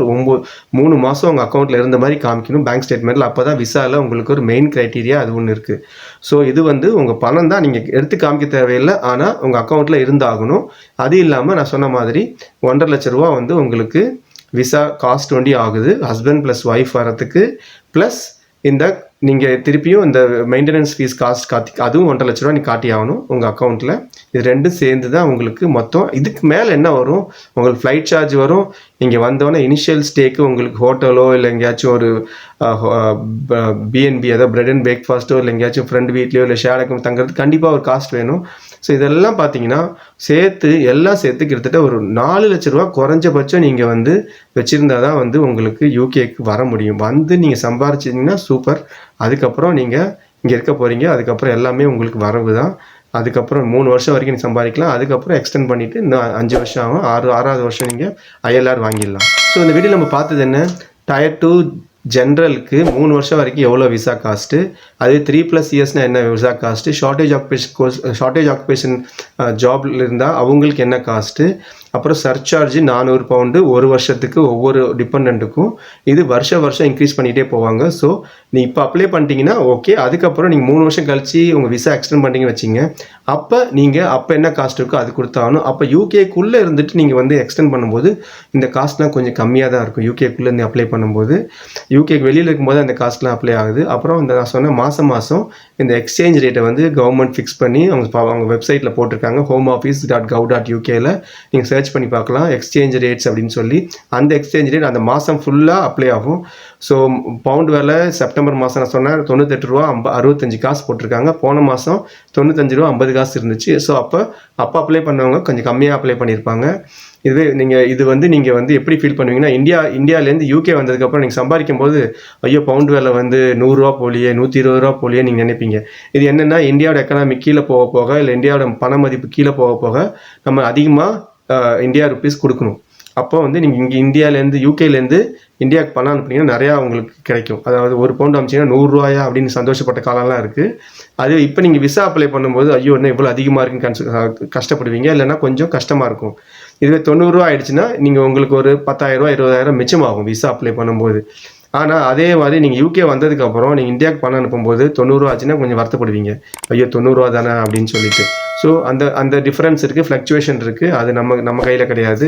இன்டர்நேஷ்னல் மணி மார்க்கெட், ஃபாரின் எக்ஸ்சேஞ்சில் நடக்கிற நிறைய பாலிட்டிக்ஸ் ப்ளஸ் அது எக்கனாமிக் டெசிஷனை பொறுத்து இந்த ரேட்ஸ் மாறிட்டே இருக்கும். ஸோ மினிமம் உங்களுக்கு ஒரு ஆள் விசா எடுக்கிறதுக்கு மினிமம் 1 லட்ச ரூபா குறையாமல் ஆகும். ஸோ இந்த Tier 2 ஜென்ரல் விசாவில் நீங்கள் நீங்கள் ஒண்டி தனியாக வந்தீங்கன்னா உங்களுக்கு 1 லட்ச ரூபா கிட்ட ஆகும். வெறும் விசா காஸ்ட் ஒண்டி 1 லட்ச ரூபா ஆகும். நீங்கள் ஹஸ்பண்ட் ப்ளஸ் ஒய்ஃப் வந்தீங்கன்னா 2 லட்ச ரூபா ஆகும். Husband plus wife plus childrens வந்தீங்கன்னா கிட்டத்தட்ட 3 லட்ச ரூபா ஆகும். ஸோ இது வந்து அப்ராக்சிமேட் வேல்யூ. இதோட ஒரு 1000-2000 ரூபா கூட குறைச்சலாகும். அது வந்து இந்த இன்டர்நேஷ்னல் மணி மார்க்கெட்டில் இருக்கிற pound to Indian rupees conversion வேல்யூவில் அது மாறலாம். ஸோ அதனால இதுதான் பேசிக்காக உங்களுக்கு தெரிஞ்சுக்க வேண்டியது. ஸோ தனியாக வந்தால் எனக்கு 1 லட்ச ரூபா ஆகும். விசா காஸ்ட் ஒண்டியும் ஃபேமிலியோட வந்தால் 2 லட்ச ரூபா, family husband wife plus childrens வந்தால் 3 லட்ச ரூபா ஆகும். ஸோ இந்த காஸ்ட் உங்களுக்கு கண்டிப்பாக சாலிடாக இந்த காஸ்ட் நீங்கள் வச்சாகணும். இதுக்கு மேலே ஃப்ளைட் டிக்கெட்ஸ் இருக்குது. அதுக்கப்புறம் உங்களுக்கு நீங்கள் இனிஷியல் எக்ஸ்பென்சஸ் இருக்குது. அதுக்கப்புறம் உங்களுக்கு ஈக்குவலண்ட்டாக நீங்கள் வந்து பேங்க்கில் ஃபண்ட்ஸ் காமிச்சாகணும். ஃபஸ்ட்டு வரத்துக்கு முன்னாடி காமிச்சாகணும். இதெல்லாம் இருக்குது. அப்புறம் ஃப்ளைட் டிக்கெட் நீங்கள் வர சீசனை பொறுத்து இருக்குது. மோஸ்ட்லி யூகேலேருந்து இந்தியா போகும்போது சம்மர்லேயும் டிசம்பர்லேயும் அதிகமாக இருக்கும். அதுவே வந்து இந்தியாவிலேருந்து யூகே வரும்போது அதுக்கு ஆப்போசிட்டாக இருக்கும். அதாவது சீசன் முடிஞ்சதுக்கப்புறம் டிக்கெட் அதிகமாகும். ஏன்னா அங்கே லீவுக்கு போனாலும் திருப்பி வருவாங்க. ஸோ அந்த டிக்கெட்லாம் டிஃப்ரென்ஸ் இருக்குது. ஸோ அதை பார்த்து நீங்கள் வாங்கலாம். ஸோ டிக்கெட்ஸ் விலை அதுக்கப்புறம் இருக்குது. அதுக்கப்புறம் இங்கே வந்து கொஞ்சம் கை செலவுக்கு காசு வேணும். ஸோ இதெல்லாம் ரொம்ப முக்கியம். நீங்கள் விசா எடுக்கிறதுக்கு முன்னாடி இதெல்லாம் உங்கள் கையில் இருக்கணும். ஸோ நீங்கள் முடிஞ்சால் இதெல்லாம் ப்ரிப்பேர் ஆகிட்டு நீங்கள் வந்து விசா அப்ளை பண்ணுங்கள், ஒர்க்கை தேடுங்க. இந்த வீடியோவில் இந்த டயர் 2 ஸ்கில்டு ஒர்க்கர் விசா வந்து நீங்கள் எப்படி ஃபஸ்ட் டைமே அப்ளை பண்ணி எந்த விதமான ரிஜெக்ஷன் இல்லாமல் சக்ஸஸ்ஃபுல்லாக எப்படி ஃபஸ்ட் டைமே பண்ணுறது, அதுக்கு என்ன டாக்குமெண்ட்ஸ் தேவைப்படும், என்னென்ன ஸ்டெப்ஸ் எல்லாம் நீங்கள் வந்து எடுத்தால் இது வந்து ரொம்ப ஈஸியாக நீங்கள் வாங்கலாம். எந்த விதமான மிடில்மேன் இல்லாமல் நீங்கள் வந்து இந்த விசாவை கண்டிப்பாக வாங்கிட்டு நீங்கள் வரலாம். அதை பற்றி இந்த வீடியோவில் பார்ப்போம். அது இல்லாமல் நான் வந்து நிறைய டயர் 2 விசா பற்றி போட்டிருக்கேன். அது இல்லாமல் இந்த பாயிண்ட் பேஸ் சிஸ்டம்னா என்ன, யூகேல பாயிண்ட் பேஸ் சிஸ்டம் வந்திருக்கு, அதுக்கு என்னென்ன பாயிண்ட்ஸ் வேணும், அதுலேயே ஸ்கில்டு ஒர்க்கர் விசா இருக்குது. அப்புறம் ஷார்ட்டேஜ் ஆக்குபேஷன் லிஸ்ட் அந்த ஜாப் விசாவும் இருக்குது. இது 2 விசாவும் இருக்குது. அதை பற்றி வீடியோ போட்டிருந்தேன். அதுக்கப்புறம் யூகேல NHS ஒர்க்கர்ஸ், அதாவது மெடிக்கல் ஜாப்க்கு வந்து நிறையா இப்போ ஆள் தேவைப்படுது, அதை பற்றி வீடியோ போட்டிருக்கேன் பாருங்கள். அந்த வீடியோலையும் சொல்லியிருந்தேன் இது வந்து பாயிண்ட் பேஸ் சிஸ்டம் தான், அதுக்கு சில சேலரி கிரைட்டீரியா இருக்குன்னு போட்டிருந்தேன். அப்புறம் அது கண்டினியூஷனாக டயர் 2 விசாக்கும் டயர் 4, அதாவது டயர் 4 ஸ்டூடெண்ட் விசாக்கும் என்ன ஃபீஸ் எவ்வளோ ஆகும், நீங்கள் தனியாக வந்தீங்கன்னா எவ்வளோ ஃபீஸ் ஆகும், அப்புறம் நீங்கள் ஃபேமிலி டிபெண்ட் அழைச்சிட்டு வந்தீங்கன்னா எவ்வளோ ஆகும், அப்புறம் சில்ட்ரன்ஸ் அழைச்சிட்டு எவ்வளோ ஆகும்னு போட்டிருந்தேன். இந்த நீங்கள் இந்தியாவிலேருந்து இந்த டயர் 2 விசாவை நீங்கள் எப்படி வாங்குறது, ஜாப் எப்படி வாங்குறது அப்படின்னு சொல்லி அந்த வீடியோ போட்டிருக்கேன். ஸோ இந்த வீடியோலாம் மெயினாக இந்தியாவிலேருந்து யூகேக்கு வர டயர் 4 ஸ்டூடெண்ட் விசாவும் அப்புறம் டயர் 2 ஸ்கில்டு ஒர்க்கர் விசாக்காக நான் போட்டிருக்கேன். ஸோ இது முக்கியமாக எல்லா வீடியோவும் ரொம்ப எக்ஸ்பீரியன்ஸ் பேஸ்ட் வீடியோ பாருங்க. அது இல்லாமல் இந்த வீடியோ எல்லாமே வந்து உங்களுக்கு ஹெல்ப் பண்ணும். நீங்கள் யூகேக்கு வந்து ஒர்க் பண்ணுறதுக்கோ இல்லை படிக்கிறதுக்கு ஹெல்ப் பண்ணும். அதுதான் என்னோட மெயின் நோக்கம். என்னோட வீடியோவில் இன்னொரு மெயின் நோக்கம் என்னென்னா ரியலிஸ்டிக் வியூ கொடுக்குறது தான் மெயினாக நான் பண்ணிட்டுருக்கேன். எல்லா வீடியோலையும் பார்த்தீங்கன்னா எந்த விதமான ஜிமிக்ஸும் கிடையாது. ரியாலிட்டி இங்கே நடக்குது. நிறைய பேர் நிறைய வீடியோ பார்த்துருப்பீங்க, நான் இங்கே வந்து இவ்வளோ சம்பாரித்தேன் அவ்வளோ சம்பாரித்தேன், அதெல்லாம் இருக்குது. பட் இருந்தாலும் இப்போதைக்கு சுச்சுவேஷன் என்ன, ஸோ அந்த வீடியோ பழைய வீடியோவாக இருக்கும். அவங்க சுச்சுவேஷன் வேறு மாதிரி இருக்கும். ஆனால் நீங்கள் தனியாக ஒரு ஆள் வந்தீங்கன்னா, நீங்கள் யூகேக்கு வந்தீங்கன்னா உங்களுக்கு ரியலிஸ்டிக்கான இன்ஃபர்மேஷன் என்ன அப்படின்னு பார்த்தா என்னோட வீடியோஸ் எல்லாமே அது நோக்கம் தான் மெயின் நோக்கம். ரியலிஸ்டிக்காக என்ன இங்கே நடக்குது, எப்படி நடக்குது அப்படி நியூஸில் பார்த்துருப்பீங்க, டிஃப்ரெண்ட் இன்ஃபர்மேஷன் கொடுக்கும். ஆனால் ரியலிஸ்டிக்காக அஸ் எக்ஸ்பீரியன்ஸ் மைசெல்ஃப், சொந்த எக்ஸ்பீரியன்ஸை நான் அந்த வீடியோவில் இருக்கிற இன்ஃபர்மேஷன்லாம் போட்டிருக்கேன். நிறைய பேர் கொஷின்ஸ் கமெண்ட்ஸ்லாம் கேட்டிருக்கீங்க, அதை ரெஸ்பாண்ட் பண்ணிட்டுருக்கேன். அந்த கொஷின்ஸ்லேருந்து சில கொஷின்ஸை இந்த வீடியோலையும் நான் கவர் பண்ணியிருக்கேன். இந்த டயர் 2 விசாவை எப்படி சக்ஸஸ்ஃபுல்லாக ஃபஸ்ட் டைமே அப்ளை பண்ணி வாங்குறது, அதுதான் மெயின் நோக்கம் இந்த வீடியோட. ஸோ டயர் 2 ஸ்கில்டு விசா இது மெயினாக உங்களுக்கு தெரியும். 70 பாயிண்ட்ஸ் மினிமம் நீங்கள் எடுக்கணும். இந்த 70 பாயிண்ட்ஸ் நீங்கள் எடுத்தீங்கன்னா நீங்கள் யூகேக்கு வேலைக்கு வரலாம். வேலைக்கு வந்து 2-3 வருஷம் நீங்கள் விசா வாங்கி வரலாம், இல்லை 5 வருஷம் விசா வாங்கி வரலாம். 5 வருஷத்துக்கு அப்புறம் நீங்கள் எப்போதும் யூகேல ஒரு ஆப்ஷன் என்னென்னா நீங்கள் ILR indefinite leave to remain, நீங்கள் அதுக்கப்புறம் யூகேல லைஃப் லாங் தங்கலாம். அது இல்லைன்னா நீங்கள் உங்கள் இந்தியன் பாஸ்போர்ட் சரண்டர் பண்ணிவிட்டு நீங்கள் பிரிட்டிஷ் பாஸ்போர்ட்டுக்கு மாறிடலாம் 6th இயர்லேருந்து. அதாவது ILR 1 இயர் கழித்து 6th இயர்லேருந்து நீங்கள் வந்து பிரிட்டிஷ் பாஸ்போர்ட்டுக்கு மாறிடலாம். ஸோ இது ஒரு யூகே கொடுக்குற ஒரு மெயின் ஆப்ஷன் எல்லாருக்கும். இப்போ ஸ்டூடெண்ட் விசாவில் வந்தீங்கன்னா என்ன ஆகும், ஸ்டூடெண்ட் விசாவில் மெயினாக நீங்கள் படிக்க 1 இயர் கோர்ஸ் 2 இயர் கோர்ஸ் வருவீங்க. இப்போ யூகேல 2020லேருந்து போஸ்ட் ஸ்டடி ஒர்க் விசா 2 வருஷத்துக்கு கொடுக்குறாங்க. 2 வருஷத்துக்கு நீங்கள் படித்து முடிச்சதுக்கப்புறம் யாரோட ஹெல்ப் இல்லாமல், அதாவது எந்த கம்பெனியோட ஸ்பான்சர் இல்லாமல் நீங்கள் வந்து 2 வருஷம் வேலை செய்யலாம்னு சொல்லியிருக்காங்க. அது வந்து பெரிய சேஞ்ச். இதுக்கு முன்னாடி வந்து அந்த மாதிரி சேஞ்ச் எந்த கண்ட்ரிலையும் கொடுக்கல, ஆனால் யூகேல கொடுத்துருக்காங்க. நீங்கள் வந்து எந்த ஸ்பான்சர் இல்லாமல் 2 வருஷம் ஒர்க் பண்ணுங்கள், படித்து முடிச்சுட்டு உங்கள் டைம் இங்கே ஸ்பெண்ட் பண்ணி கொடுங்க எங்களுக்கு, எங்கள் நாட்டோட முன்னேற்றத்துக்கு அப்படின்னு சொல்லியிருக்காங்க. ஸோ அது ஹியூஜ் ரஷ், ஹியூஜ் டிமாண்ட் இருக்குது இப்போ. நிறைய பேர் வந்து அதை எதிர்பார்த்துட்டு வராங்க. அது இல்லாமல் நிறைய காலேஜஸ் யூனிவர்சிட்டிஸ்லாம் அவங்க இன்ஃப்ராஸ்ட்ரக்சர், அதாவது காலேஜோட சைஸு, காலேஜ் டீச்சர்ஸ், லேப் இதெல்லாம் வந்து கொஞ்சம் பெருசுப்படுத்தியிருக்காங்க இந்த இன்ஃப்ளக்ஸ் ஆஃப் ஸ்டூடெண்ட்ஸ் நிறைய கண்ட்ரிலேருந்து வர்றதுக்கு. ஸோ அது நடந்துகிட்ருக்கு. ஸோ மெயினாக டயர் 2 ஸ்கில்டு ஒர்க்கர் விசாவில் எப்படி வந்துட்டு இருந்தாங்க அப்படின்னாலும் பார்த்தீங்கன்னா, எல்லாரும் இந்தியாவில் இருக்கிற ஐடி கம்பெனிஸில், இந்தியாவில் இருக்கிற இன்னொரு கம்பெனியில் அவங்க வந்து அங்கே இருக்கிற ஆளுங்களுக்கு அனுப்புவாங்க. இங்கே ஓகே நான் ஒரு ஆளை வந்து டயர் 2ல் அனுப்புகிறேன்னு சொல்லி அவங்க எப்படி ஒர்க் பண்ணுவாங்க, அவங்களோட பிரான்ச் ஒன்று யூகேல இருக்கும். அந்த பிரான்ச் வந்து இந்த சர்டிஃபிகேட் ஆஃப் ஸ்பான்சர்ஷிப் அவங்க லைசன்ஸ் வாங்கியிருப்பாங்க. நாங்கள் வந்து வெளிநாட்டிலேருந்து ஆள் எடுக்கிறதுக்கு அப்படி ஆள் வேணும் எங்களுக்கு அப்படின்னு சொல்லி. ஸோ அவங்க என்ன பண்ணுவாங்க, இந்தியாவில் இருக்கிற கம்பெனி அவங்க கம்பெனிலேருந்து ஒரு ஆளை வந்து நாங்கள் டயர் 2ல எடுத்துக்கிறோம் அப்படின்னு சொல்லுவாங்க. அதுக்கு சேலரி க்ரைட்டீரியா இருக்குது. ஸோ அது நிறைய பேருக்கு கொடுத்துட்டு இருந்தாங்க. ஆனால் இது வந்து ரொம்ப ரெஸ்ட்ரிக்ட் பண்ணிட்டாங்க. நிறைய பேர் வந்து ஜாயின் பண்ணிவிட்டு அதுக்கப்புறம் அவங்க வெளியில் போயிடுறாங்கன்னு சொல்லிட்டு இப்போ நிறைய கம்பெனிஸ் ரொம்ப சீனியர் ரோலுக்கு தான் அது கொடுக்குறாங்க. ஐடி கம்பெனிஸ் ஃபார் எக்ஸாம்பிள் என்னோட சொந்த எக்ஸ்பீரியன்ஸில் ப்ளஸ் நான் கேட்ட எக்ஸ்பீரியன்ஸில் இது நடந்துட்டுருக்கு.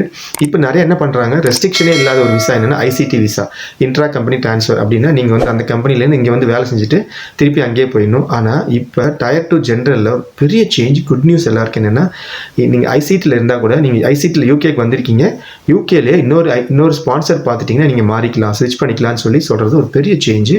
நம்ம டிபெண்டன்ட்டில் இருக்கவங்களும் வந்து நீங்கள் டிபெண்டன்ட்லேருந்து நீங்கள் டேரெக்டாக டயர் 2 ஜென்ரலுக்கு மாறிடலாம். நீங்கள் வேலையை பார்த்துட்டா, அதாவது ஸ்பான்சர்ஷிப் தேடி பார்த்துட்டு நீங்கள் மாறலாம். ஸோ அது மெயின் விஷயம். ஸோ எப்படி சக்ஸஸ்ஃபுல்லாக நம்ம வந்து ஃபஸ்ட் டைம் அப்ளிகேஷன் வாங்குறது, அப்ளிகேஷனை சக்ஸஸ்ஃபுல்லாக த்ரூ பண்ணுறது இந்த இமிக்ரேஷன் ப்ராசஸில் அப்படின்னு பார்த்தா, மெயினாக உங்களுக்கு சர்டிஃபிகேட் ஆஃப் ஸ்பான்சர்ஷிப் நீங்கள் வாங்கணும். ஒரு ஆள் வந்து உங்களுக்கு ஜாப் தரேன்னு சொல்லணும். இந்த செனாரியோவில் நான் சொல்கிறேன், எதில் ஸ்டார்ட் பண்ணேன், நீங்கள் சர்டிஃபிகேட் ஆஃப் ஸ்பான்சர்ஷிப் வாங்கிட்டீங்க.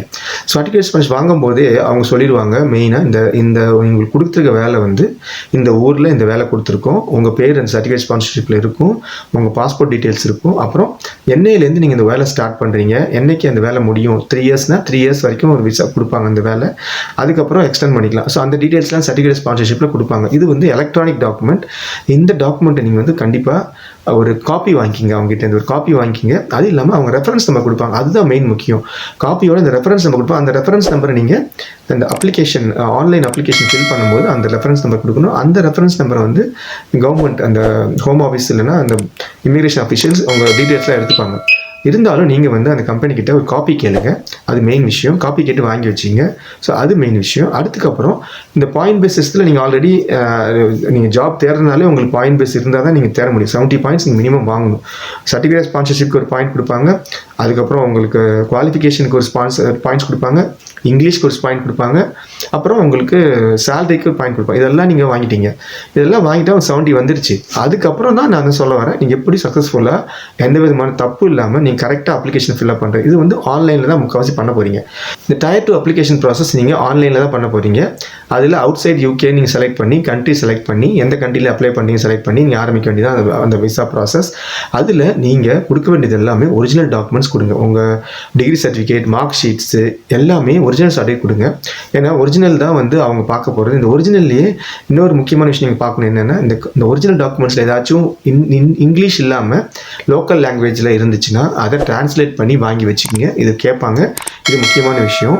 டிரான்ஸ்லேட் பண்ணி வாங்கி வைக்கிறது உங்களுக்கு அட்வான்டேஜாக இருக்கும். இல்லைன்னா அவங்க கண்டிப்பாக கேட்பாங்க, அவங்க அப்ளிகேஷன் ப்ராசஸ்லேயே அதை தான் இங்கிலீஷில் ஏதாச்சும் டாக்குமெண்ட் இருந்துச்சுன்னா நீங்கள் வந்து டிரான்ஸ்லேட் பண்ணி கொடுங்கன்னு கேட்பாங்க. இது யூகே நாரிக் கூட நீங்கள் யூஸ் பண்ணிக்கலாம். யூகே நாரிக்கில் என்ன பண்ணுவாங்க, நீங்கள் யூகே நாரிக் எதுக்கு யூஸ் பண்ணுவீங்க, உங்கள் குவாலிஃபிகேஷனை ப்ரூவ் பண்ண யூகே நாரிக் யூஸ் பண்ணுவீங்க. அது கண்டிப்பாக உங்கள் அப்ளிகேஷனில் ஒரு பார்ட் யூகே நாரிக் குவாலிஃபிகேஷன். அதுக்கு நீங்கள் இந்த டாக்குமெண்ட் ஏதாச்சும் இங்கே உங்கள் லோக்கல் லாங்குவேஜில் இருந்துச்சுன்னா அதை நீங்கள் டிரான்ஸ்லேட் பண்ணி தான் கொடுக்கணும். அவங்க உங்கள் குவாலிஃபிகேஷனை சர்டிஃபைட் பண்ணுவாங்க. இந்த குவாலிஃபிகேஷன் ஈக்குவலன் டு அதாவது யூகேல எதிர்பார்க்குற குவாலிஃபிகேஷனுக்கு கரெக்டாக இருக்குது அப்படின்னு சொல்லுவாங்க. ஸோ அதுக்கு நீங்கள் யூஸ் பண்ணுவீங்க. அதனால் ட்ரான்ஸ்லேட் பண்ணி வச்சிங்க. ஸோ நீங்கள் யூகே நாரிக்கு யூஸ் பண்ணி உங்கள் குவாலிஃபிகேஷன் வேலிட் சொல்லிட்டீங்க. உங்களுக்கு இங்கிலீஷ் லாங்குவேஜும் அந்த குவாலிஃபிகேஷன் ஹையர் டிகிரி வந்து நீங்கள் இங்கிலீஷில் பண்ணியிருந்தீங்கன்னா நீங்கள் இது எழுத தேவையில்லை, IELTS இல்லைனா செக்யூர் இங்கிலீஷ் லாங்குவேஜ் டெஸ்ட் எழுத தேவையில்லை.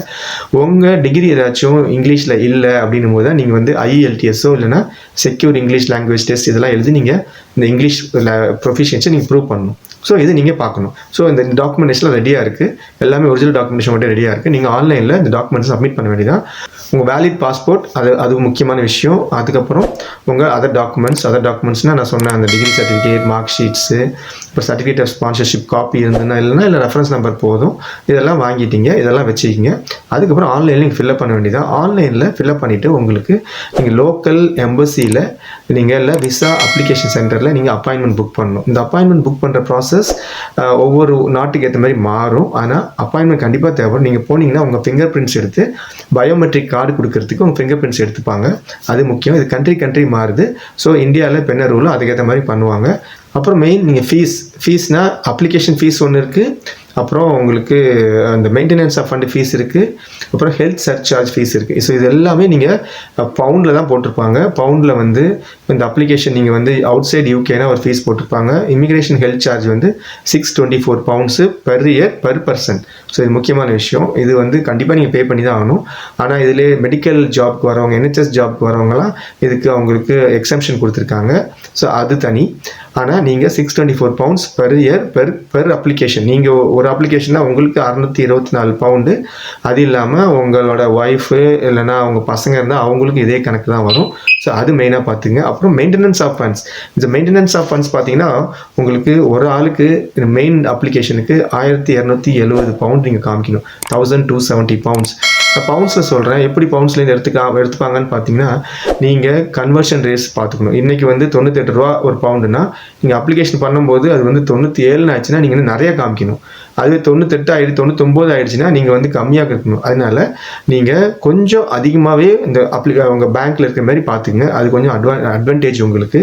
கரெக்டாக வச்சுக்காதீங்க. ஏன்னா ஃப்ளக்சுவேட் ஆகும்போது அங்கே நீங்கள் சப்மிட் பண்ணும்போது அது அன்றைக்கி பத்தாமல் போயிருக்கலாம். அதனால் கொஞ்சம் அதிகமாக ஒரு 2 ரூபா 3 ரூபா அதிகமாக இன்றைக்கி வந்து நீங்கள் அந்த பேங்க் பேலன்ஸ் வந்து நீங்கள் 95 ரூபா ரேட்டில் நீங்கள் வச்சுருக்கீங்கன்னா 1270 பவுண்டை நீங்கள் 95 ரூபா கன்வெர்ட் பண்ணி வச்சுருக்கீங்கன்னா அதோட ஒரு 3 ரூபா அதிகமாக போட்டு ஒரு பவுண்டுக்கு 3 ரூபா இல்லை அதிகமாக போட்டு கொஞ்சம் அதிகமாக போட்டு வச்சுக்கிங்க.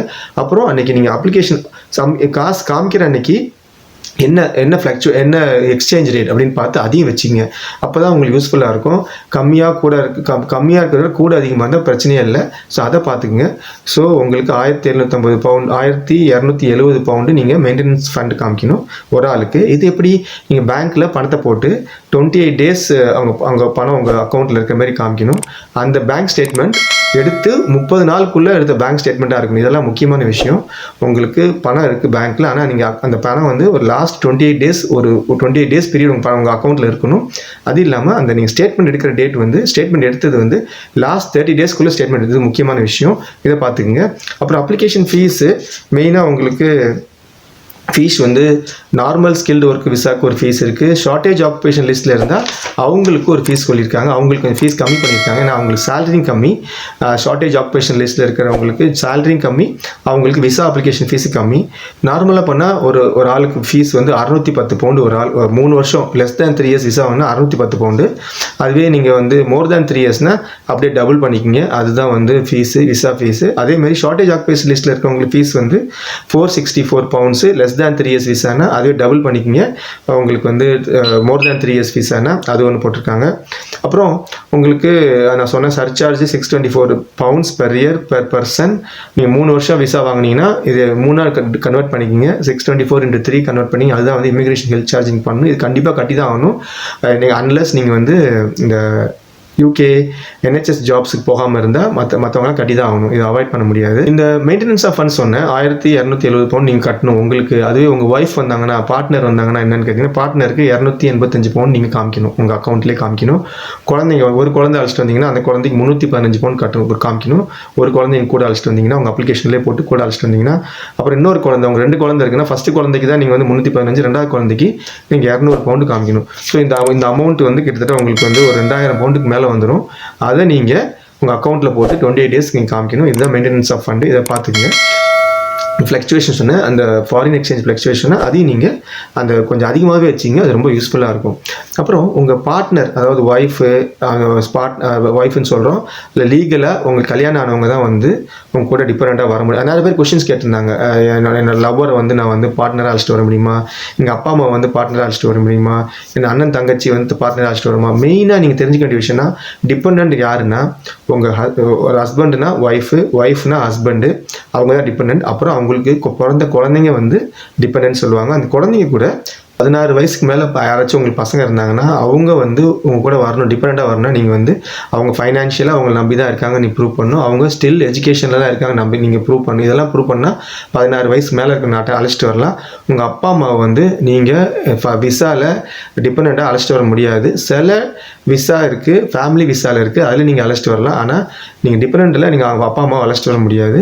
அப்புறம் அக்கா தங்கச்சி தம்பி இவங்களையும் நீங்கள் டிபெண்ட்டில் அழைச்சிட்டு வர முடியாது. அவங்க கண்டிப்பாக வரமாட்டாங்க. அப்பா அம்மா கூட ஃபேமிலி விசாவில் பின்னாடி நீங்கள் அழைச்சிட்டு வரலாம். ஆனால் தங்கச்சி அக்கா தம்பி அண்ணன் இவங்களை நீங்கள் அழைச்சிட்டு டிபெண்டில் அழைச்சிட்டு வர முடியாது. இதெல்லாம் முக்கியமான விஷயம் நீங்கள் பார்க்க வேண்டியது. உங்கள் அப்ளிகேஷன் ப்ராசஸில் இன்னொரு விஷயம் நீங்கள் தெரிஞ்சுக்க வேண்டியது என்னென்னா, நீங்கள் கரெக்டான இமெயில் ஐடியும் ஃபோன் நம்பரையும் கொடுங்க. ஏன்னா நீங்கள் அப்ளை பண்ணதுக்கப்புறம் ஏதாச்சும் கொரீஸ்லாம் பண்ணாங்கன்னா, கொஷின் கேட்டாங்கன்னா, அவங்க ஏதாச்சும் இந்த டாக்குமெண்ட் சரியில்லை, இன்னொரு டாக்குமெண்ட் கொடுக்க முடியுமா அப்படின்னு ஏதாச்சும் கேட்டாங்கன்னா, உங்கள் இமெயில் நீங்கள் திருப்பி டெய்லி பார்த்துட்டு திருப்பி ரெஸ்பாண்ட் பண்ணுற மாதிரி இருக்கணும். ஃபோனும் வந்து ரீச்சபிளாக இருக்கணும். அது முக்கியமான விஷயம். அவங்க இமெயில் அனுப்பிச்சு நீங்கள் 4 நாள் கழிச்சு பார்த்தீங்கன்னா உங்கள் அப்ளிகேஷனே லேட் ஆகும். ஸோ அதனால் correct email address phone number, work ஆகிற ஃபோன் நம்பர் கொடுங்க. இது ரொம்ப முக்கியமான விஷயம். ஸோ சர்டிஃபிகேட்ஸ்லாம் சொன்னேன், மெயின்டெனன்ஸ் ஆஃப் ஃபண்ட்ஸ் சொன்னேன், அப்புறம் அவங்க டிபெண்ட்டுக்கு உள்ள மெயின்டெனன்ஸ் ஆஃப் ஃபண்ட்ஸு, அவங்களுக்கு என்ன அப்ளிகேஷன் ஃபீஸ்லாம் சொன்னேன். அது இல்லாமல் அடுத்தது என்னென்னா, இந்த டிபி சர்டிஃபிகேட் இந்தியாவிலேருந்து கண்டிப்பாக வந்தீங்கன்னா எனக்கு டிபி இல்லைன்னு சொல்லி நீங்கள் சர்டிஃபிகேட் வாங்கிட்டு வரணும் டாக்டர்கிட்ட. அது ரொம்ப முக்கியமான ஒரு விஷயம் நீங்கள் பார்க்கணும். அதுவும் நீங்கள் அப்ளிகேஷனில் வைக்கணும். சில ஜாபுக்கு யூகேயில் நீங்கள் அப்ளை பண்ணும்போதே நீங்கள் டீச்சிங் இல்லை கேர் ஹோம் இந்த மாதிரி ஜாபுக்கு நீங்கள் அப்ளை பண்ணி வரீங்கன்னா அவங்க வந்து கிரிமினல் ரெக்கார்ட் செக்ஸ் கொடுப்பாங்க, அது கேட்பாங்க. அந்த செக்கிங் வந்து நீங்கள் ஆல்ரெடி பண்ணி முடிச்சு நீங்கள் சர்டிஃபிகேட் வச்சிங்கன்னா அவங்க யூஸ்ஃபுல்லாக இருக்கும். அதுக்கப்புறம் நீங்கள் இங்கே வந்ததுக்கப்புறம் பண்ணுறது ரொம்ப கஷ்டம். நீங்கள் அங்கேயே எனக்கு எந்த விதமான கிரிமினல் ரெக்கார்ட்ஸ் இல்லைன்னு சொல்லி லோக்கலில் நீங்கள் வாங்கிட்டீங்கன்னா அதையும் சப்மிட் பண்ணுங்கள். இது வந்து ஸ்பெசிஃபிக் ஜாப் தான் கேட்பாங்க, எல்லா ஜாப்பும் கிடையாது. அதை பார்த்துங்க. அப்புறம் உங்கள் ஒய்ஃப் அப்படின்னு சொன்னால பார்ட்னர் ஒய்ஃப்னு அவங்களுக்கு நீங்கள் எப்படி ப்ரூவ் பண்ணீங்கன்னா, உங்கள் பேர் வந்து அவங்க பாஸ்போர்ட்டில் இருக்கணும். இதேமாரி இவங்க வந்து இவங்களோட ஒய்ஃப்னு இருக்கணும். அதை நீங்கள் ரெக்கார்ட் பண்ணி வச்சுக்கிங்க. அப்புறம் உங்களோட மேரேஜ் சர்டிஃபிகேட்டு நீங்கள் மெயினாக பார்ப்பாங்க. மேரேஜ் சர்டிஃபிகேட்டு சில ஸ்டேட்டில் வந்து சில ஊரில் வந்து தமிழில் கொடுப்பாங்க, சில ஊரில் வந்து இங்கிலீஷில் கொடுப்பாங்க. ஸோ அது மெயினாக இங்கிலீஷில் இருக்கிறது முக்கியம். இல்லைனா டிரான்ஸ்லேட் பண்ணி வச்சிங்க. இது ரொம்ப முக்கியம். மேரேஜ் சர்டிஃபிகேட் ரொம்ப முக்கியம்.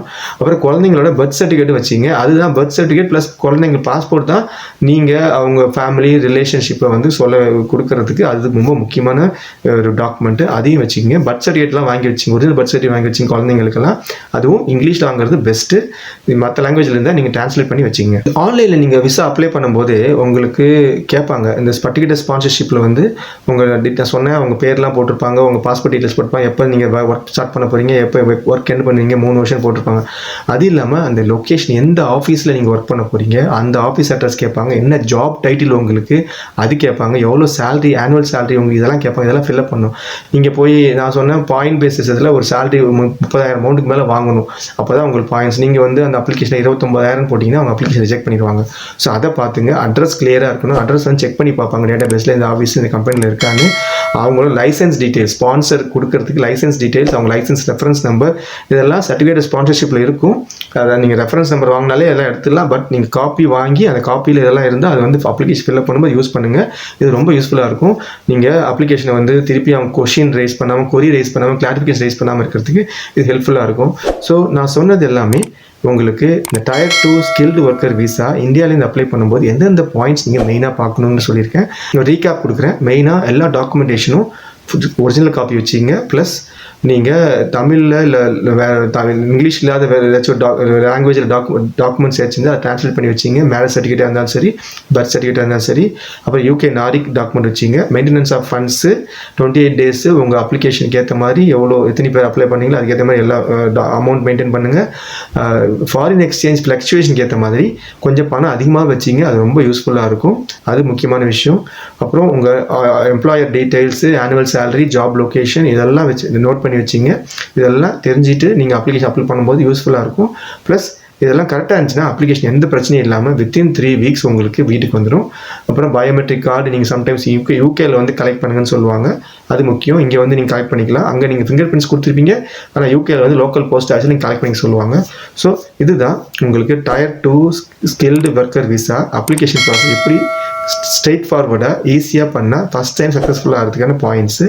ஸோ நீங்கள் பார்த்தது full Tier 2 UK skilled worker விசாக்கு டீட்டெயில்ஸு எப்படி டீட்டெயில்ஸ் அந்த விசானா என்னென்ன பாயிண்ட்ஸ் அந்த விசாவில் இருக்குது, அது இங்கிலீஷ் டெஸ்ட் எப்படி எழுதுறது, நாரிக் எப்படி யூஸ் பண்ணுறது, அப்புறம் ஜாப் சர்ச்சு, அப்புறம் விசா ஃபீஸ், அப்புறம் சக்ஸஸ்ஃபுல்லாக அப்ளிகேஷன் சப்மிட் பண்ணுறது, இது எல்லாமே இந்த வீடியோவில் எக்ஸ்பிளைன் பண்ணியிருக்கேன். ஹோப் இந்த வீடியோ உங்களுக்கு யூஸ்ஃபுல்லாக இருந்து நினைக்கிறேன். Full complete picture Tier 2 visa apply பண்ணுறதுக்கு வீடியோ பிடிச்சிருக்குன்னு நினைக்கிறேன். கண்டிப்பாக கமெண்ட் பண்ணுங்கள், லைக் பண்ணுங்கள், சேனல் சப்ஸ்கிரைப் பண்ணுங்கள். அடுத்த வீடியோவில் பார்க்கலாம். நன்றி, வணக்கம்.